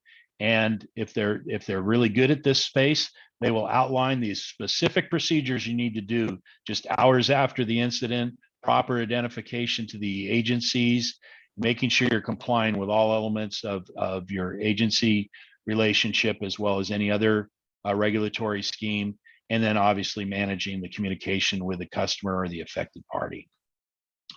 So there's a sample practice tool that's available, and Marilee is going to give it out to you. And all it is it's a checklist to try to go through and make sure that you've got all the right attributes in your system. So let's talk a little bit about establishing safe procedures. I think Jen used the right phraseology, and I've come to use a term that really just makes sense to me, and that is foreseeable. You have to think through what can go wrong and how you. So if you're involved in any form of equine and you know your horses and mules well, you kind of know what's foreseeable in terms of what's going to be incidents. So if you come up on a trail that's notorious for having a lot of traffic and a lot of activity, you know, we have a trail inside Glacier National Park where the number of backpackers that frequent it is very, very heavy traffic. And so the animals we choose to go on that trail have to be super comfortable with trail traffic and the colors and the noise that's associated with backpackers. Even had one guy come down the mountain one time and he had a kite attached to the back of his backpack, and the kite was fluttering in the back about 25 yards up. And why he thought that was cool to do in the park, I don't know. You can imagine the stink eye that the mule gave when he saw that kite flying behind somebody on a backpack. But, you know, knowing what will create problems for animals and being able to mitigate that before it happens, super important. Consider independent reviews by experienced consultants. So bring somebody in and do a objective look at what's going on in your enterprise, and they can help you understand. They have to have operational experience. The best person you could possibly use is someone that could, in fact, be brought in as an expert fire and will look at a facility and say, I get where all this litigation is coming from because they're not adequately prepared. And then you got to document how things are done. You need an employee manual. You need specific jobs. You have to have a separate safety manual. A lot of times this is in fact required, especially under federal contracts. It may have to be compliant with OSHA or what have you. You should have regular meetings and inspections, and then use in practice aids. So for instance, on all the procedures that our company has, we have laminated cards that is the safety procedure. When you're in a jam and you're a little excitable because something has occurred, you can refer back to these cards and they stair step you through A, B, C, D. I learned this from the scuba diving world. If you ever watch an instructor go through procedures, they have laminated cards that they actually even take underwater with them so that they can be sure that they're handling all the procedures necessary. Training is at the core of any established safe procedure. And as I said before, it's not just about on-the-job training and what you do, your task, but training to prevent an accident, manage an accident, and the post-accident behavior. So those are all three distinct components of training that oftentimes are overlooked in a training program. You know, a lot of times we'll bring these folks in just prior to the season starting. We'll give them the, you know, rundown of what they're going to be doing, and off we are, you know, fighting another fire. And the thoroughness is what will really reward you in terms of how these people perform when they come back. Benchmark best practices, and this group is a perfect example of folks that do it right. I'm sure through Marilee and others that are involved, you can get some best practices referrals and pick their brain. That's one of the beauties of being a membership of an organization of like-kind operators and thinkers, is you can help each other out. And understand that this is a dynamic, a fluid situation, so it will change over time as cases are brought to the industry. So a lot of times something will be the format or the conventional wisdom of how to handle something, then a case will happen, and all of a sudden that changes, and now you have to change the fundamental way that you go. So what about the forms? We talked about the contracts for services. It's important that the form educate clients about the risks that they'll be taking, and therefore getting them to the knowledge of the risks that exist and the ones that they're going to assume. Can you get them to waive their legal rights or indemnify you if something goes wrong? That's oftentimes driven by state policy. And remarkably, California has a relatively favorable law when it comes to outdoor recreation service providers and the ability to engage in a legal waiver. Not all states have this. California's is not so bad compared to some of the other states. What liability are you trying to mitigate and what form are you using? So it's important to match it up. And the biggest mistake I see is using a very broad-based form that's very non-specific, in particular in the identification of risk issues. And you will have failed the test to really notify a person what they're getting into pre-activity. When you give somebody notice pre-activity and you inform them that in order to participate, you have to assume that risk, that's part of our contractual relationship, that's called exculpatory. And it's very important in a legal protection sense because the person can't later say, well, I had no idea. No, you had an idea. In fact, you signed a contract stating that you not only understood that you acknowledged those risks and you accepted those risks and you even waived your right for some type of action, perhaps even a right to a jury trial. And to the extent that you can create that by designing the right form, you're obviously strengthening your ability to prevail. What happens with these forms? Number one problem is incompleteness. Didn't get the right signature, didn't do the right thing when it comes to minors versus adults. Or you didn't follow the procedure that you said you would. You have it documented in your procedure manual, your safety manual, but the employees aren't doing it. Or you have apathy among employees. They just can't stand the paperwork side of their business and they half-ass it when it comes to filling out the paperwork. We have seen, and there's an uptick of this, where clients refuse to sign or scratch out certain clauses. And you have to have a very specific policy to that. I had a lawyer who wanted to bring his two kids. He was from Florida. He wanted to bring some time, bring them out to Montana, spend some quality time with them. He wanted to wordsmith our document, so he started crossing out clauses. And so I politely got back to him and I said, it's unfortunate you're not going to be able to come on the trip with us. And he says, well, what do you mean? I said, it's stated right in there that you have to sign this as is. If you want to modify it, that's not of interest to us, and we no longer have the ability to service you. So he reluctantly signed it as is, and he came. But you have to stick to your guns on that. Filing of forms and retrieval can be really poor. You know, understand in a lot of states, you have to hold this stuff out as long as 7 years. And it's remarkable when it comes up quite a bit farther down the line where people can't find the original paperwork. And so they lack the very protection they work so hard to create. And the old concept of, well, we'll do this later. We're busy now.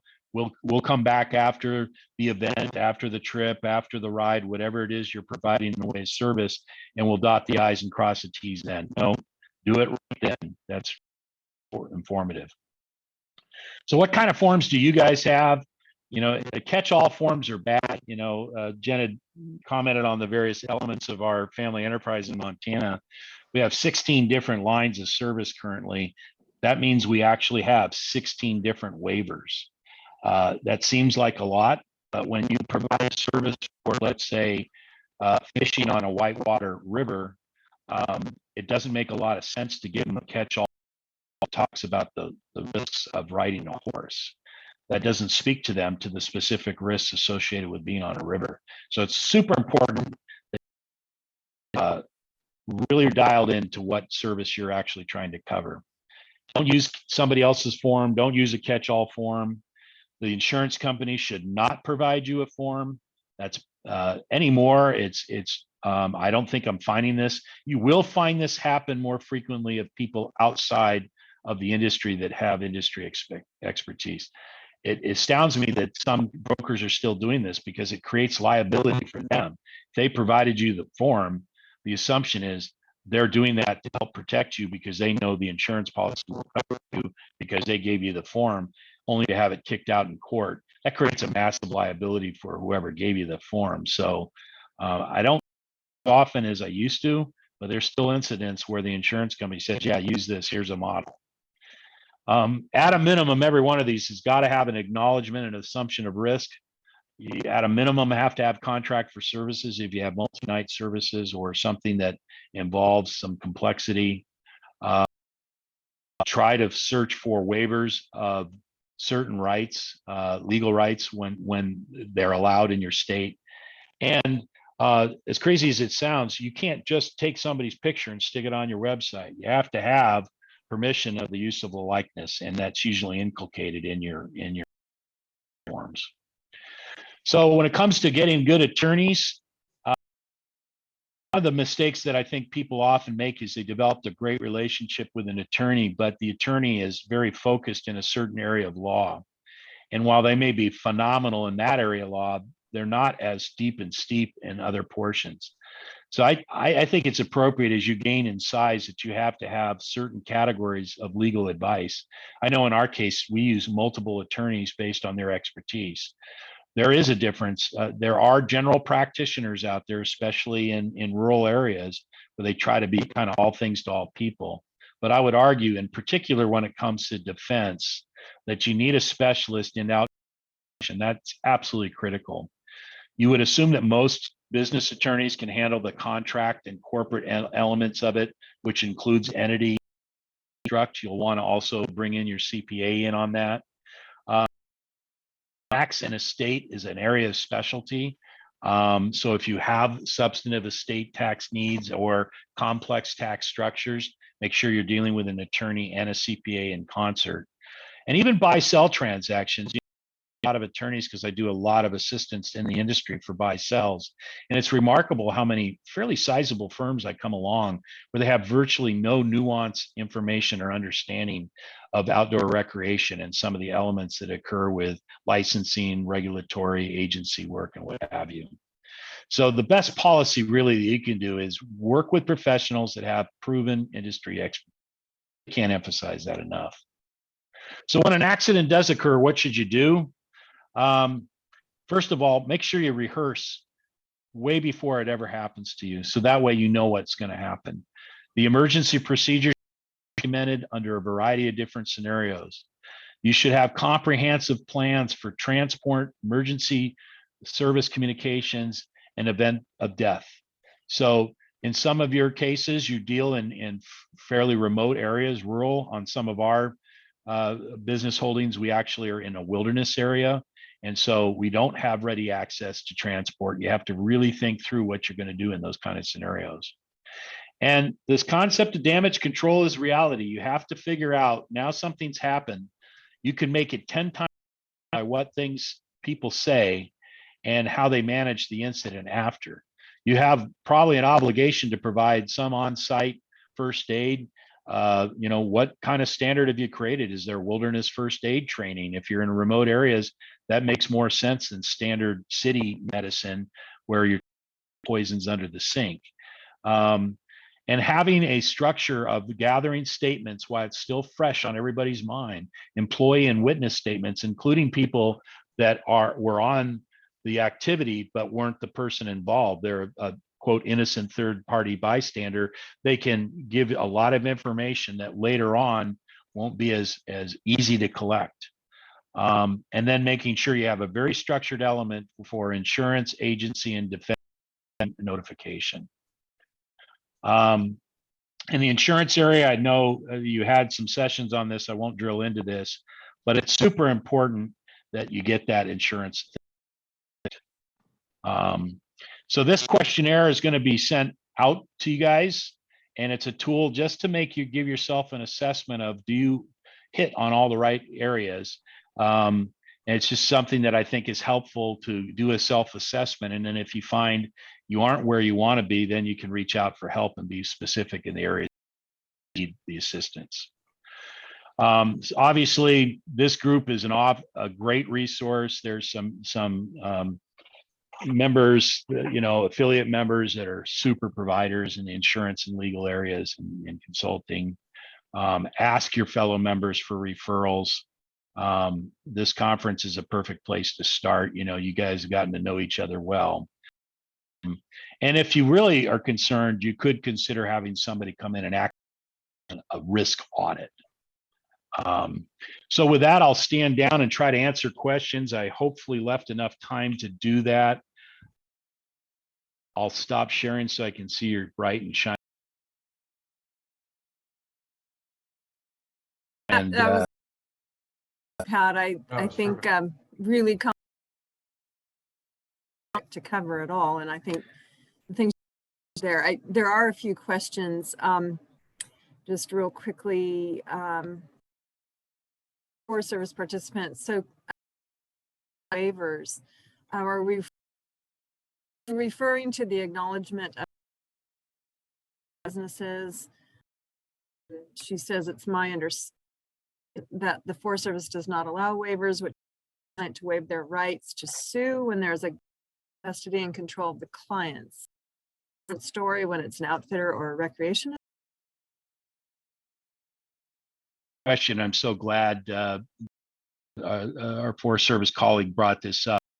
It's vary by district, forest, and by state.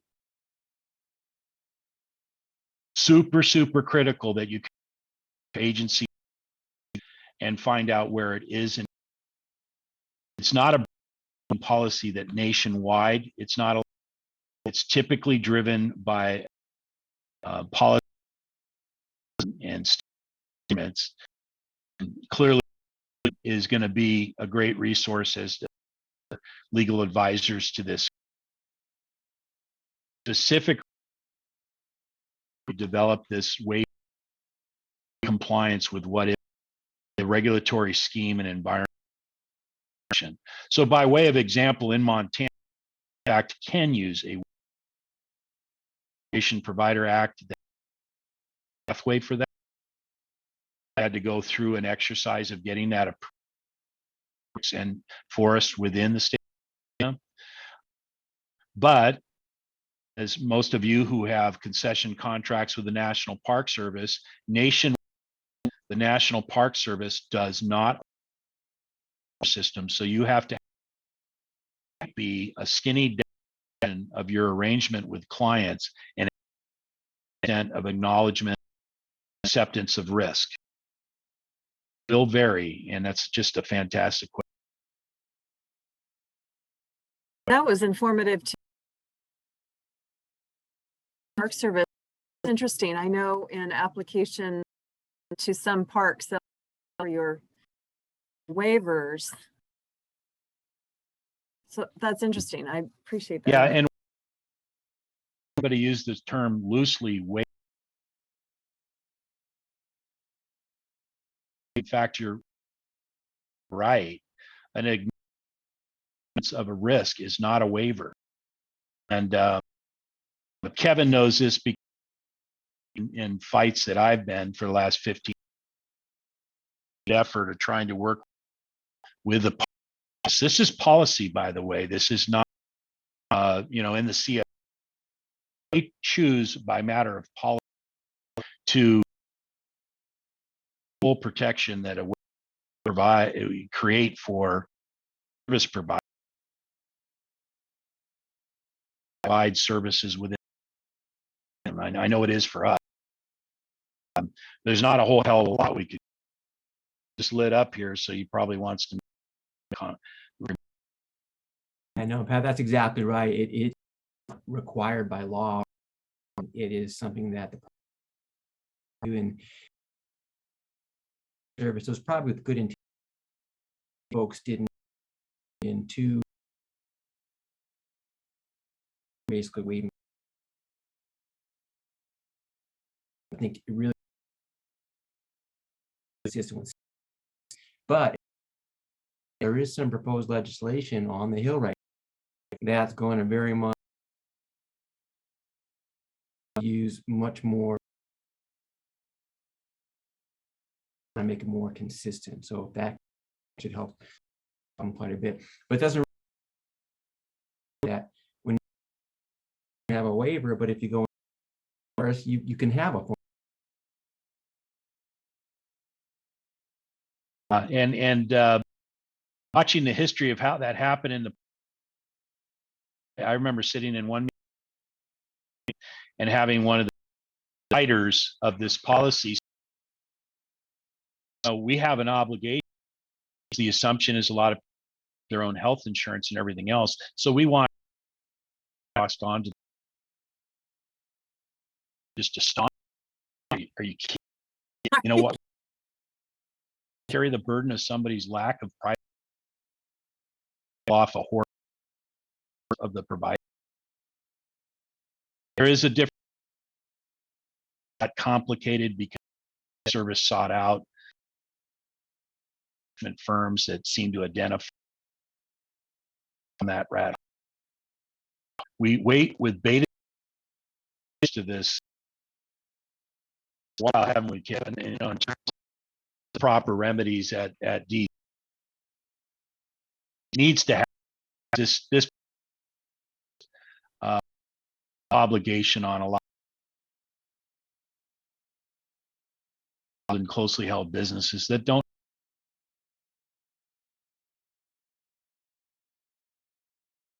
The other point that sees all of them and into the fees they're getting as they rely on those for their budgets, something that they shouldn't do and reduce for insurance the fee they get. So there's an upside to that, and I just don't see a reason why the federal government and what the state requires. For what are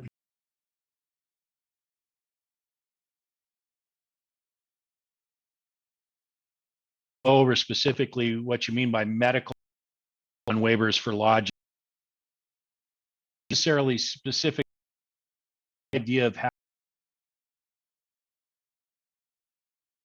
or food, a really important thing. So if there's allergies, lodging is, you know, having food provision made clear to you that there may be allergies, and then you serve something and somebody has everything else, and then they want to come after you. So it has more applicability, limitations relative to being able. So if you have some just recover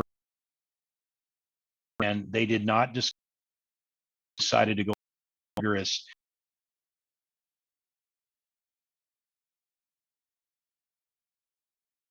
themselves talking about medical previous surgeries, level of activity that you're providing in and amongst itself, you know, no meals and no activities, necessity of this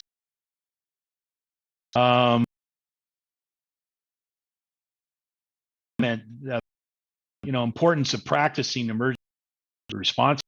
I realized, Ben, yet you were a previous guy. Maybe that's why then some of your predecessors in your role, but in an instant, you will know headed into this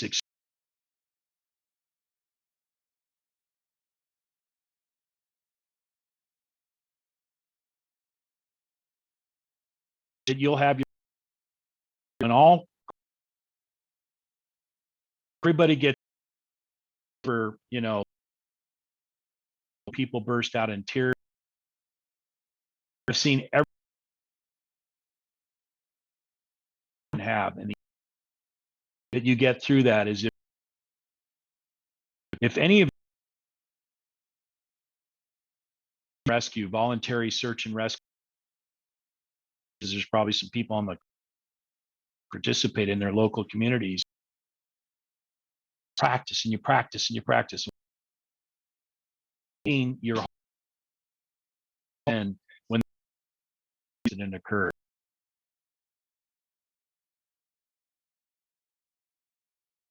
slides are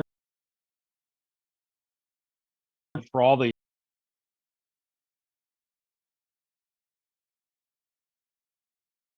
answer is self-assessment. Comment talked about, speaking of policy, where do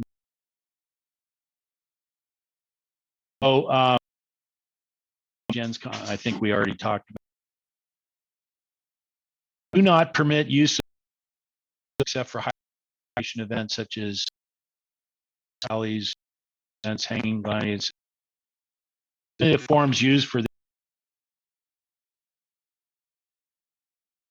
have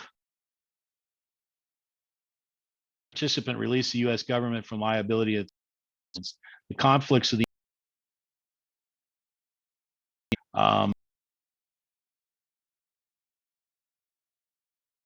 policy. Appreciate that. That's all the questions I see on. Just answer a question verbally. Comments? Yeah, I'll just say, Pat, that is just invaluable. I wish I had known a lot of this 30 grow up around animals and sort of think a lot.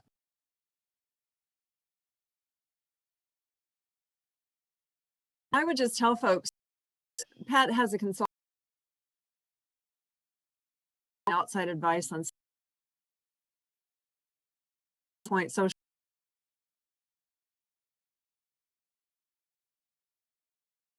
The is based on social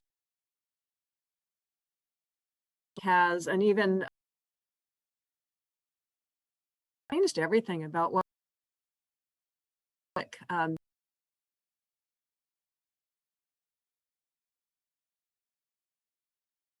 public just seems to be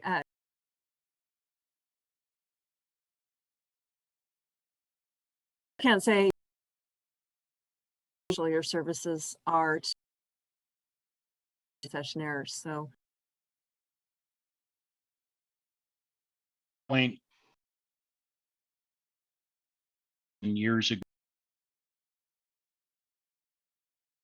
decades. And I think you guys all remember this. When they tripped over something, think the has been the where every single, we do 1,000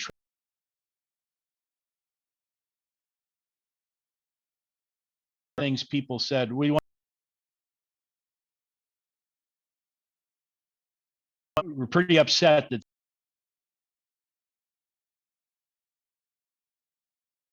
the park had asked me to. It was punk. So what part of an all day do you not?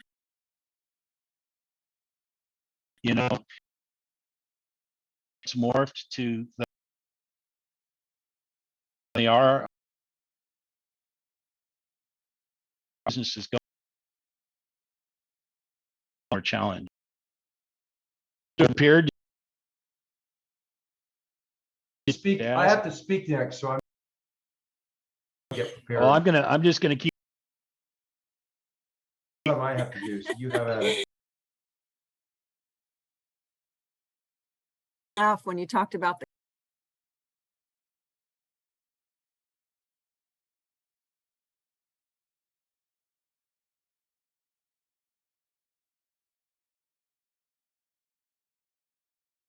far out of places where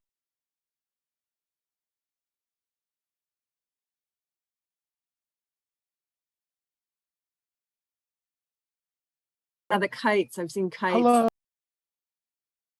Lord. There's just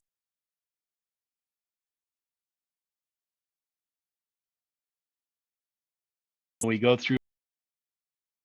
Sounds like it.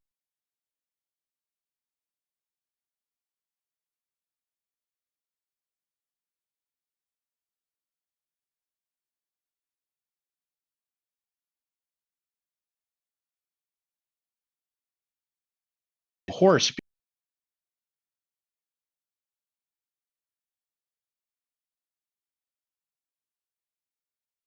Mules.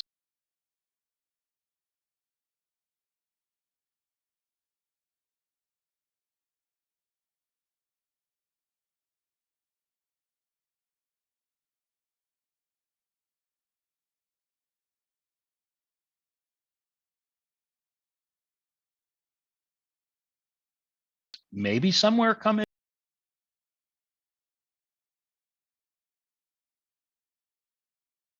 Yeah, absolutely true.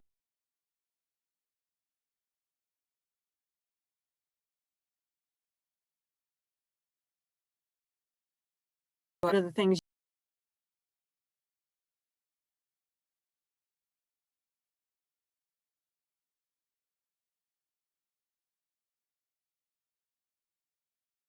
loans.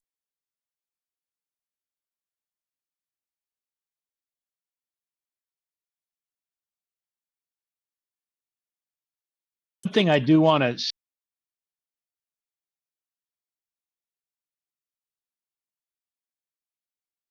procedures.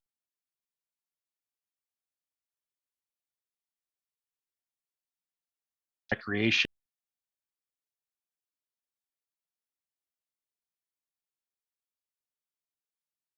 With a dude ranch owner, because it's pretty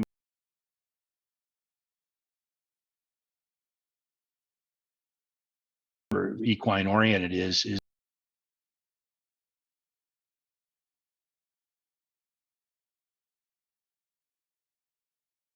operator always looked at 4-hour check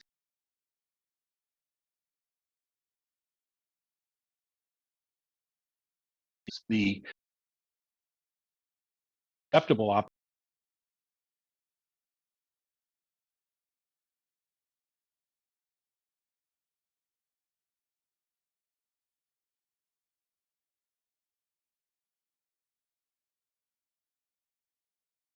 the wilderness.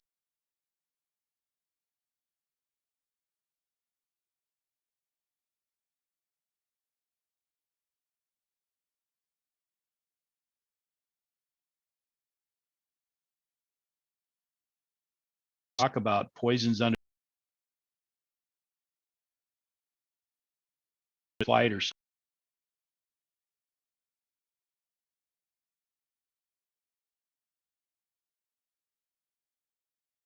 relative to this.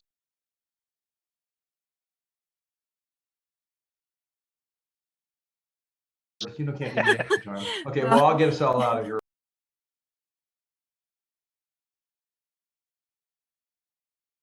We see that a lot.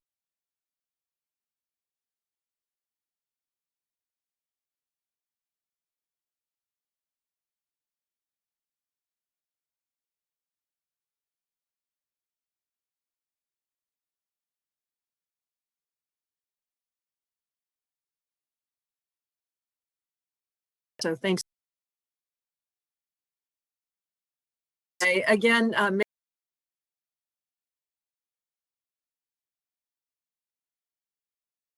with us.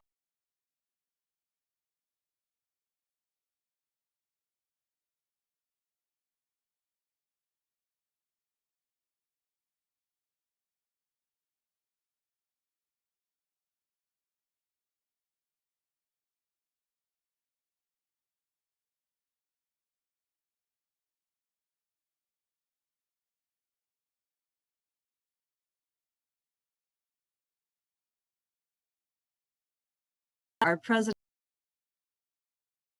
has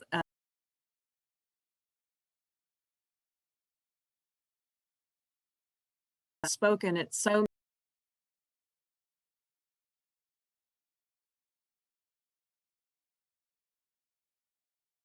business.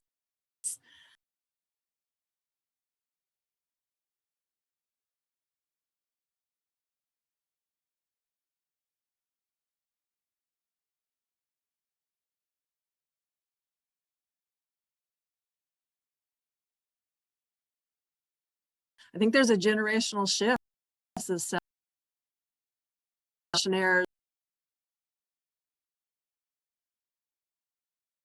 who knows?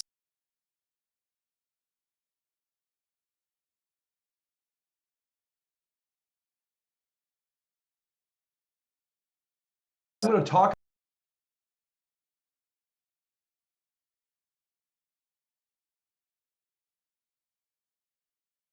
about a team of lawyers.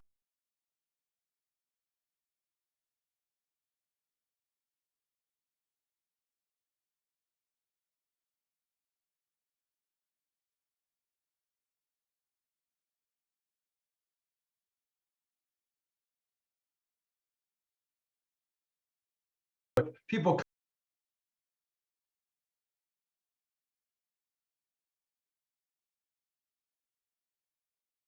share some of that with you.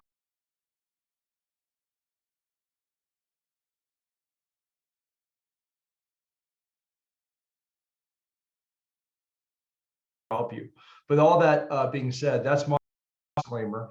My service learned from Pat now already. I'll look at my other screen here and make sure this is looking like what I think it does. So why am I talking? Just like I just said, I'm not a lawyer, banker, broker, CPA, anything. But I have purchased 4 businesses with a footprint in the Forest Service. I bought the Recreation Resource Management from Will Newman in 2003, who's back. I see him on my little screen there. I will.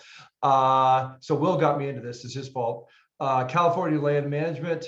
The last 3 I had over a very short period of time, and this really may be a joke because it may be related to a lot of the Forest Service concession expertise goes back to the 70s and 80s, where the Forest Service program really gets started, and a lot of in their young whippersnapper days, started to pursue this, and now we're all at retirement age and one go out at the same time. I had 3 different people: Eric Mart at California Land Management, Kent Tower at Pro Sport, he's up in New Hampshire, and then Kober family at Base Camp Hospitality all approached me to purchase their company. Like a moron, I did, and really didn't know what I was started with this. So this is a few things going on. The thing is, if for the vast majority of folks, you're going to be doing an asset purchase, or if you're selling, you're going to be in an asset sale. I've written this equally for a seller or a buyer. The same words should apply. So nobody wants to buy your equity in a really unique situation. The problem is, for you buy their equity, you also buy all their past liabilities. Well, I see their liabilities in the balance sheet. Well, you may not. Unless you know these people really well, and even if you do, I still wouldn't buy their because I know Eric well and I trust him, but I buy his equity because you never know what past lawsuits, regulatory actions, Labor Department actions, and actions, whatever might come up in the old company. And some of that follow you, and I won't get into all that. You'll need to talk to your lawyers and stuff. But you leave a lot of it behind, and there's some peace of mind to do that, to sort of say, well, I'm not sure they paid everybody minimum years ago. I don't care, or I mostly don't care. Hopefully it won't follow me. Again, a few situations where it can, but mostly there's a peace of mind knowing that you left that all behind. How an asset purchase works is you're going to buy most of the assets. Sometimes they're excluded one, like, the owner might have they love, and they said, you can sell you all the assets, but I'm going to keep my truck. Liabilities stay with the seller. And that means a lot of paid off at the last minute. For example, your trucks may all have loans on them. Those are liabilities, loans. The loans are attached to you can't truck and not have but keep the loan. The bank's going to say, well, you don't have a truck anymore. That's my security. And so, what typically happens, proceeds of the acquisition, one of the first things you're going to do off all those loans. Your working capital, if you've collected a lot of reservations, prepayments from the NRS, for example, in the US, you should expect to have to pay those on in some form to the new owner. That's a little more negotiated, exactly how the working capital and payable, how you handle rundown of payables and receivables. You keep most of the cash, except to the extent that some is needed to offset some things, like, for example, if there's reservations deposits, you're going to hold as stripped of their cash. And so you're going to take the cash out. And so that's a big deal. They have a C Corp and they haven't wanted to dividend their stuff. The company's built up a bunch of cash, and this is your chance. It's going to happen. You're going to be left with a shell, and you're going to wind that down over time. But you have to, there's some restrictions on that. So you're going to wind that company down over time once you get all the liabilities out. but realize there's still a lot of work. Day one, that company still has all these kind of corporate registration.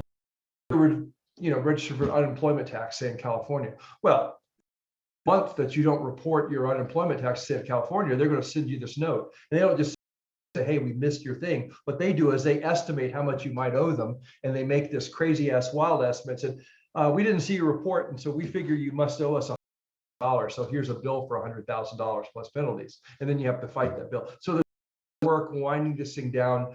You can't just let the registrations lapse. You have to end all these registrations, and so there's a lot of work in doing that. Generally, there's going to be some kind of holdbacks. Maybe things you don't understand. There might be something that turns out later. For example, Mark, who is, ran his company in a totally upstanding way, but for reasons not entirely in his control, one national forest CLM since 2013. I did agree to take the GT totals as part of this, really had to with the Forest Service on the permits. And so who knows, an audit from 2013. I mean, we have to go brush off the dust to go when those finally get built. And so you never know, some of that stuff may come up and some money held out from the purchase. I pay you $1 million. I'm going to hold out $100,000 or some amount just in case. I might pay you interest on that. I might not. That's all negotiation points. If you're buying these things, you're going to have to recreate everything. If these guys are in the state of California and you're not, you might have to create a new company to put all that. You have one already. If they have operations, bought registrations, but they have one campground that's over in Wyoming. We'll go register in Wyoming. I can't transfer their Wyoming registrations, and I can't transfer bank accounts. Banks are not going to transfer an account. Registration for business licenses don't transfer. All that stuff is the new company is going to have to stuff from scratch, and that's one of the things you have to get on and get going on, even when it actually closes in anticipation of it. Valuation, there are valuations like of resorts that go based on a lot of their real estate value, and I call them kind of real estate evaluated sales, and campgrounds sometimes sell that way. World, I don't know it. Pat Tabor, I know, talked about it last year. Call Pat. Business that's more contracts and cash flows. This is how it's done. Typically, it's valued as based on a thing called EBITDA. In financial terms, EBITDA means earnings before interest and amortization. You can it's actually the letters. MBA types are really super creative on the terminology we use. There's actually some longer versions of that actually they just keep adding letters. Anyway, EBITDA, to get to EBITDA, you typically take your GAAP net income number that you're used to looking at, and you're going to add all the ITDA at the end because it says before those things. So you're going to add it back any interest you pay. You're going to add back income taxes. That's what the T means, is income taxes. It does not mean payroll taxes. It does not mean property taxes. It does not mean sales taxes. That stuff back. It just means income taxes mostly. And you're going to add back depreciation because we just care about the cash. And you can add back some other things, maybe kind of. Always add back owner salary, and if they have non-cash compensation, the company $1,500 for their personal vehicle or something a month. You can add some of that stuff back, and then people will try to add other things back. Bad year, or this thing, or that thing, or this other thing, or the most extreme case back at a home security company, and this guy had this enormous sold. I said, "You have a service business. What is all this cost of goods sold?" And he said, "Well, I washed materials for my Flagstaff home through cost of goods so I could deduct my vacation home." Well, that's a little aggressive for me. I don't know whether I want to. I might or might not.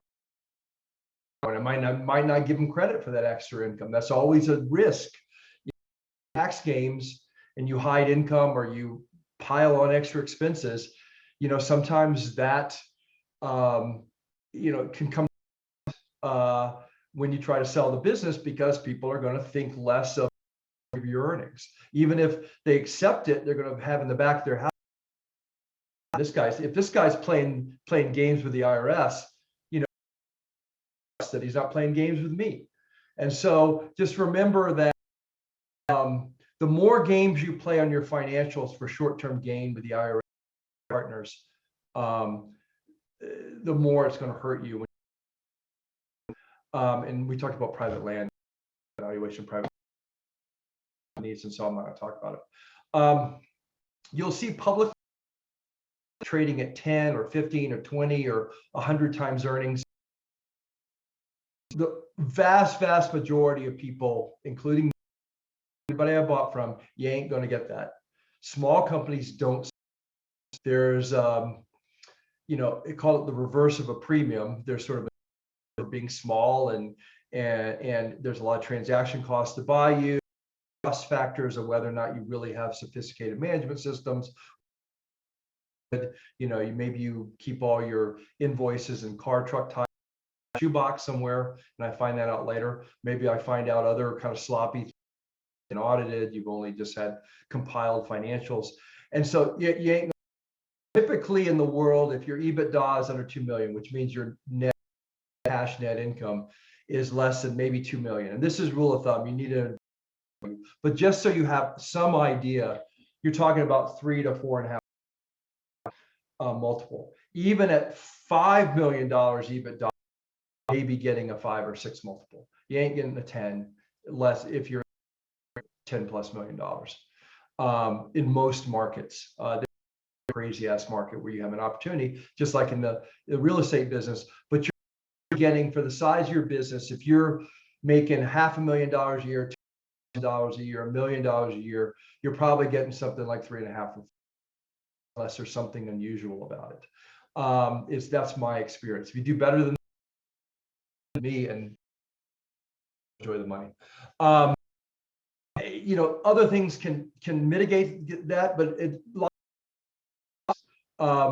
contract terms, you know, the EBITDA, that's based on your EBITDA lasting forever. If service contracts expire in 1.5 years and you have to rebid it times, you know, most people wait till they've gotten their renewals done, extended, and then they'll sell at that point.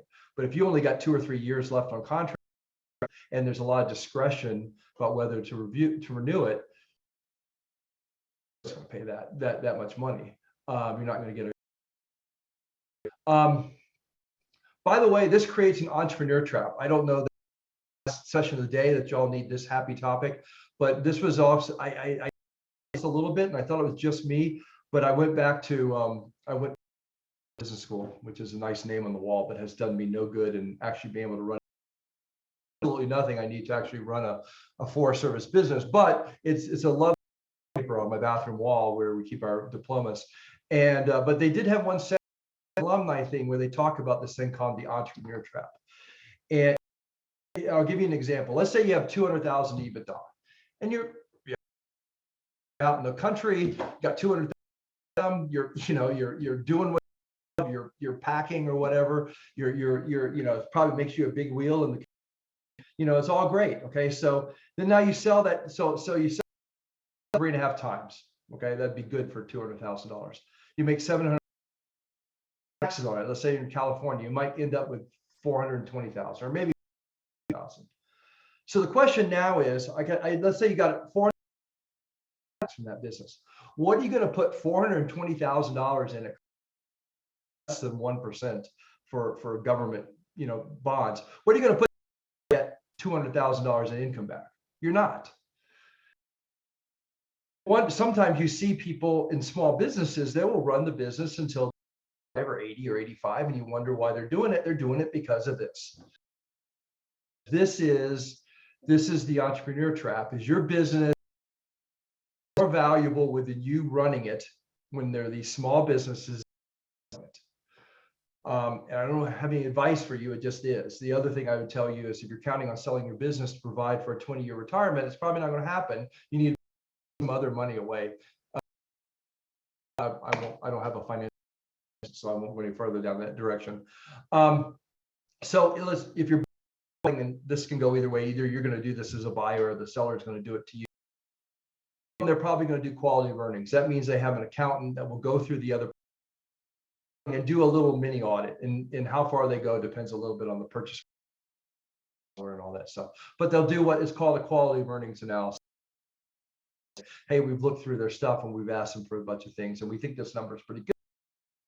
After we think it's high or exaggerated, or here's some things we found. Depending on the nature of the business, they might do an. For example, when I bought Basecamp, they have a bunch of underground fuel tanks and all that kind of stuff. Well, I scared the shit out of me. So we did an environmental audit. It might have a labor practices audit. In fact, I would almost have you do a labor practices audit, and you sort of say, well, I'm leaving most of the labor liability behind in the shell. Not entirely, but you mostly are. But think of it this way: I have bought companies that don't pay their frontline service workers, or didn't at the time. They don't pay them.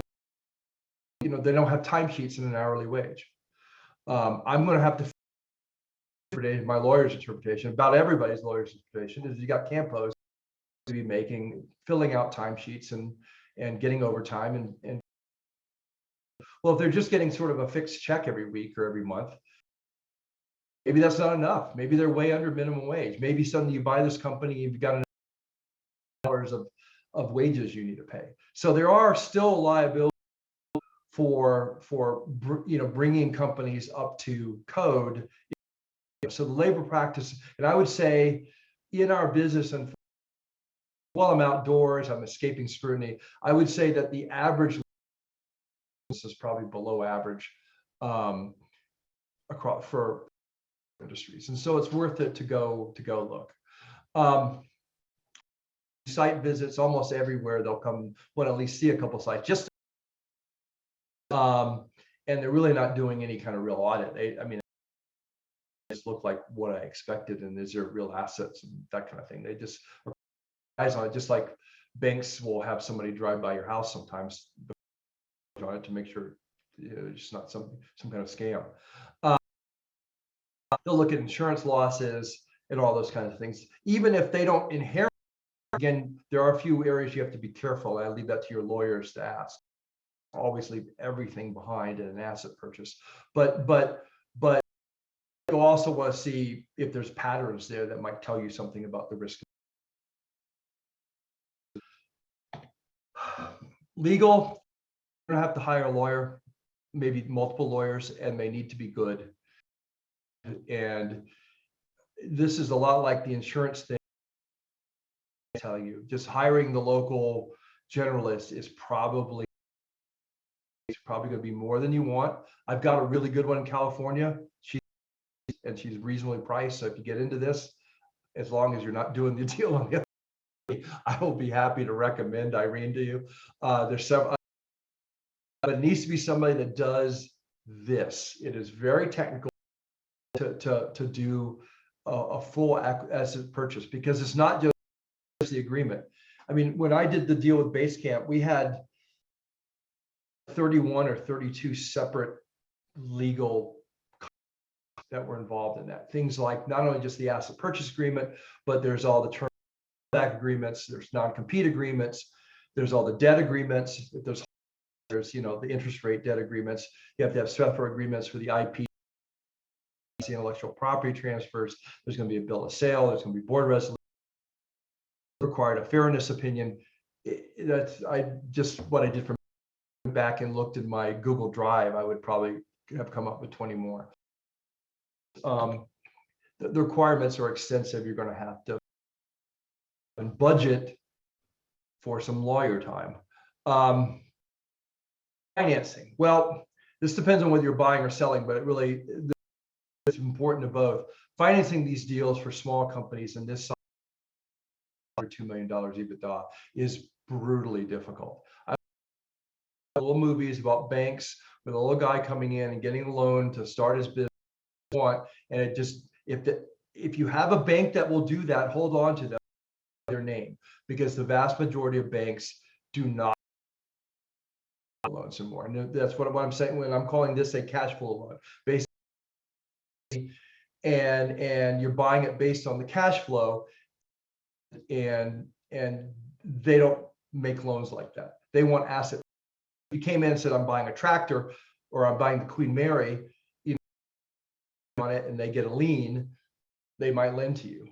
But businesses like my business, the assets, and when I've made these 4 acquisitions, the value of the assets, which was a bunch of trucks and golf carts, was like purchase price. The vast majority of the prices is the business property, the contracts,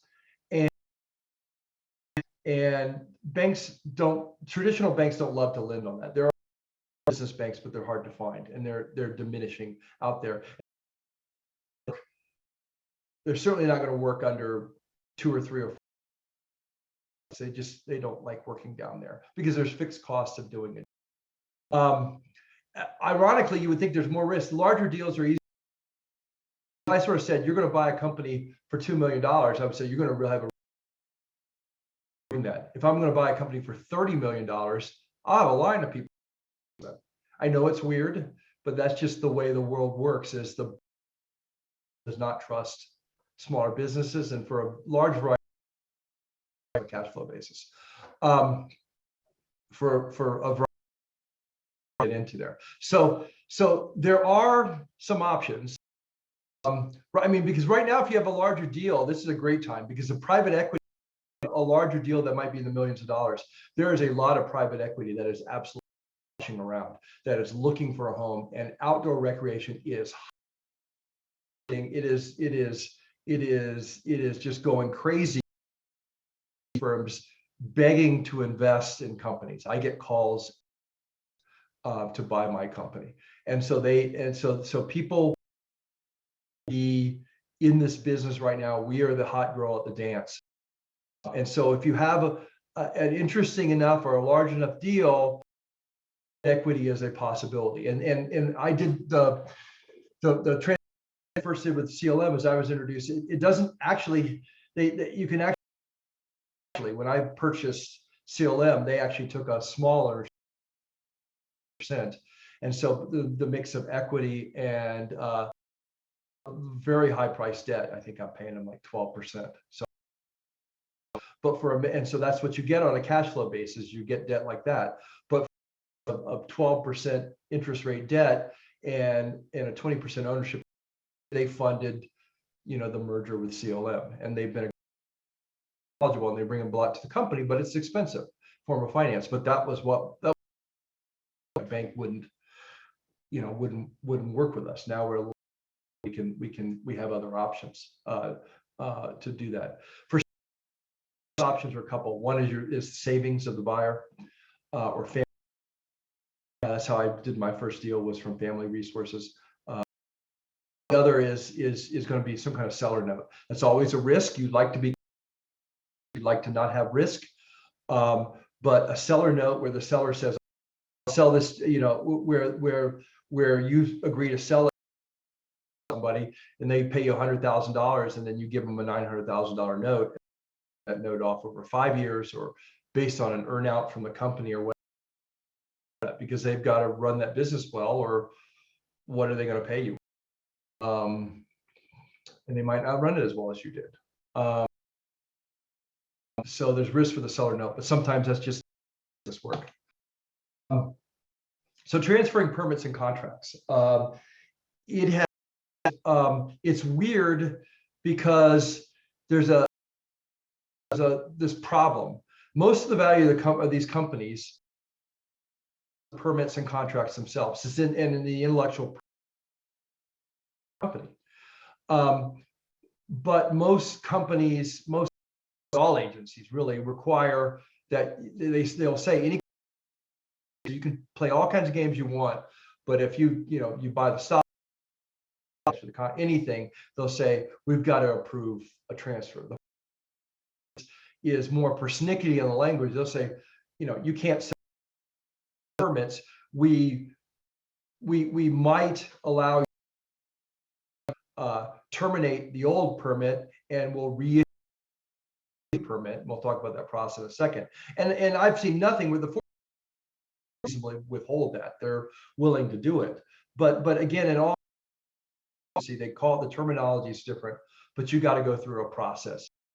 It's not guaranteed, which gives you a real problem, because in that process, a big part of the process, we want to see your all your agreements, that so you almost have to sort of finish the acquisition, but pay somebody and sign the acquisition papers if you don't have the money, which is the contracts. So it's like chicken and the egg. Well, to get the contracts transferred, mostly by the company, but contracts transferred. And so we get in this weird chicken and the egg problem, and we've always solved it. I assume everybody else solves it with some kind of contingent. Hey, we're going to pay you $1 million for this business, but it's contingent on deposits, but it's contingent on the U.S. Forest Service permit, or to I'm sorry, let me use the right. It's contingent upon the Forest Service agreeing to reissue such and such permit to. But it's actually good. To finish it off, the Forest Service has the Park Service has a process. There's actually smaller agencies that are more of a crapshoot. We've had smaller agencies that just sort of took out a piece of notebook paper and said, no, they're like, whatever. And I've had smaller agencies that, because they're rigorous and rules-based, in some places use Forest Service. You know, if you want something from me, we're going to extract something from you, and they've used it as sort of a. So it's a. But the Forest Service, in my 4 times, has been very upstanding. They have a process. That process, as by Ben, it's getting used a lot more. So down. In fact, when we bought Kent's company, and or somebody from the Aurora, may have been Aurora, somebody from the Washington office just sent me an email and said, you just gave them a little 1-page, 2-page, numbers book that said exactly how you go through these transactions. Letter to the Forest Service, your local Forest Service, say, hey, this is a formal request to Kent, that let's say Joe is selling his company to me. Joe will say, this is a formal request by Joe, and to reissue that permit held by Joe to Vista Recreation, to get it to proceed. And then basically for the Forest, we're going to go through a fairly similar process as what you might for a bid. Ask for the buyer financial ability, Albuquerque, just like in a bid. They're going to ask for buyer. This may be, think like Lake Tahoe. If we were going to ask for the transfer of Lake Tahoe permit, I mean, that's a critical recreation area with all kinds of sensitivities to it, that they're going to be their concessionaire. They don't want to just transfer it to some rando. They're going to have to, and you're going to submit an operating and business plan and a lot of other things like that. You were the resources, and the thing you need to do is, whoever's selling it to you, you need to make sure provisions of the asset purchase that they're going to help you with that stuff, right? Because they just be their operating plan from last year of the Forest Services. It's going to be a big help if the current permit holder that you're buying from, all that stuff, and that should be part of what you plan to do in your discussions. I would say it was it was more the first time, and we had to do like 20 when we bought them. It probably took from about, it was really spooled up into November, but there was a little bit of learning that was going on. The Forest was very big and complex, and they had to go out, and it was great because the Washington, instead of me having to go to 21 different forests, they actually and played quarterback. They just did a ton of work, and it was Aurora did. I think it was well, not Aurora. It was. It'll come to me in a second. I told you I was a goldfish with names, and a fabulous job doing that. The single permit in New Hampshire probably 3 months to transfer, and we're in the middle of the base camp ones because of the new minimum wage rules. We're going to trigger $1 by this transfer, that by this reissue, where the state minimum wage is $7.25. So it's and figure that out. So it's going to take a little longer. But I would say the and all the folks up there have been and every time I do it, they get better at it. Never any sense that they were going to unreasonably deny me. It was all, we have a process, we have to work through it, we have to be careful, you know. I know that basically I think their criteria is, you know, if you've sold it to somebody, we're not going to award it to them if they're would have awarded it to in a bid process. But I had a very good experience with that. So I've gone 2 minutes over my time. I apologize.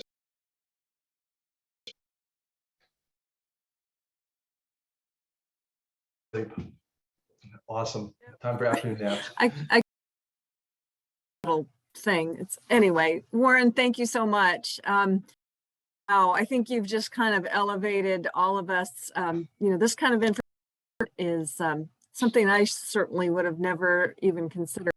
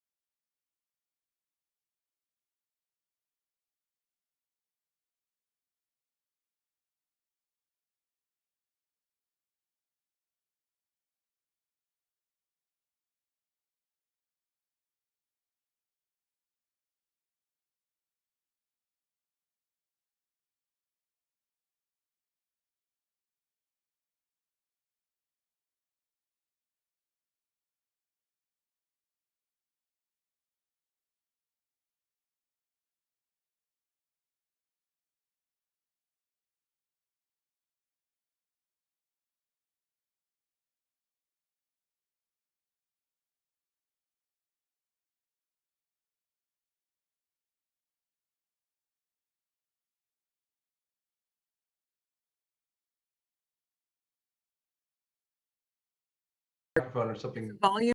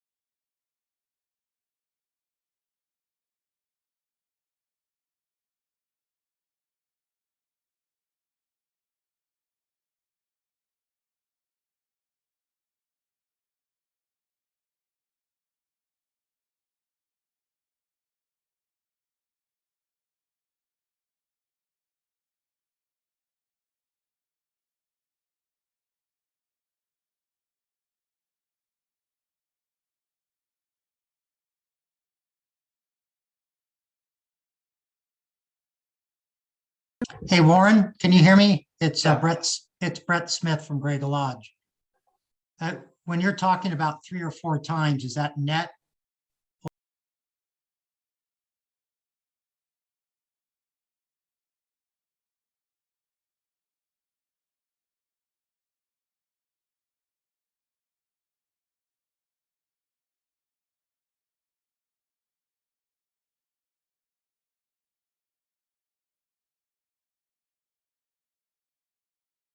Gross. Yeah, If you find somebody that'll pay. and I'll- okay. Take the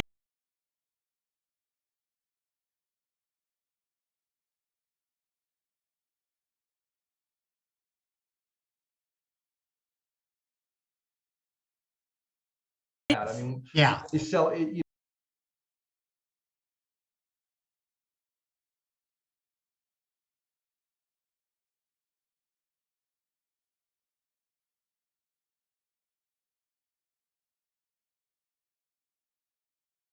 Presentation. okay, thanks. And the other thing I wanted to say is Mary Lee sure looked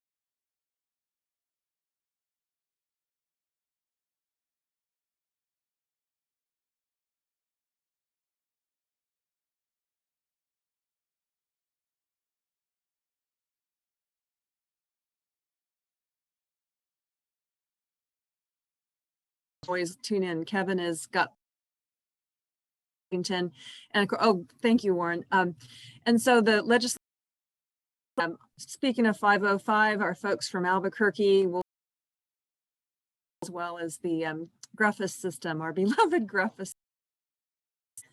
Having someone that knows about that is vital. I don't think you'll find anywhere else.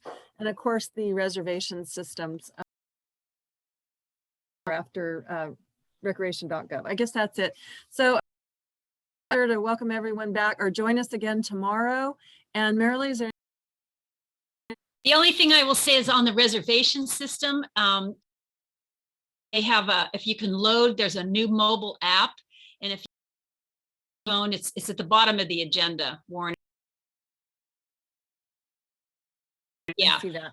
if you can load that on your phones, they're gonna size with everybody.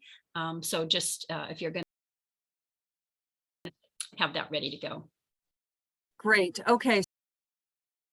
Encourage. I know we have a lot of new people on the call or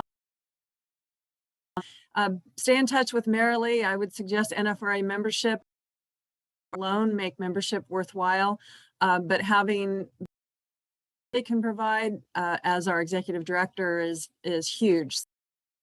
Anyone that's not an NFRA member to get in contact with Marilee and do that. Decisions I ever made. So thank you, everybody. Goodbye.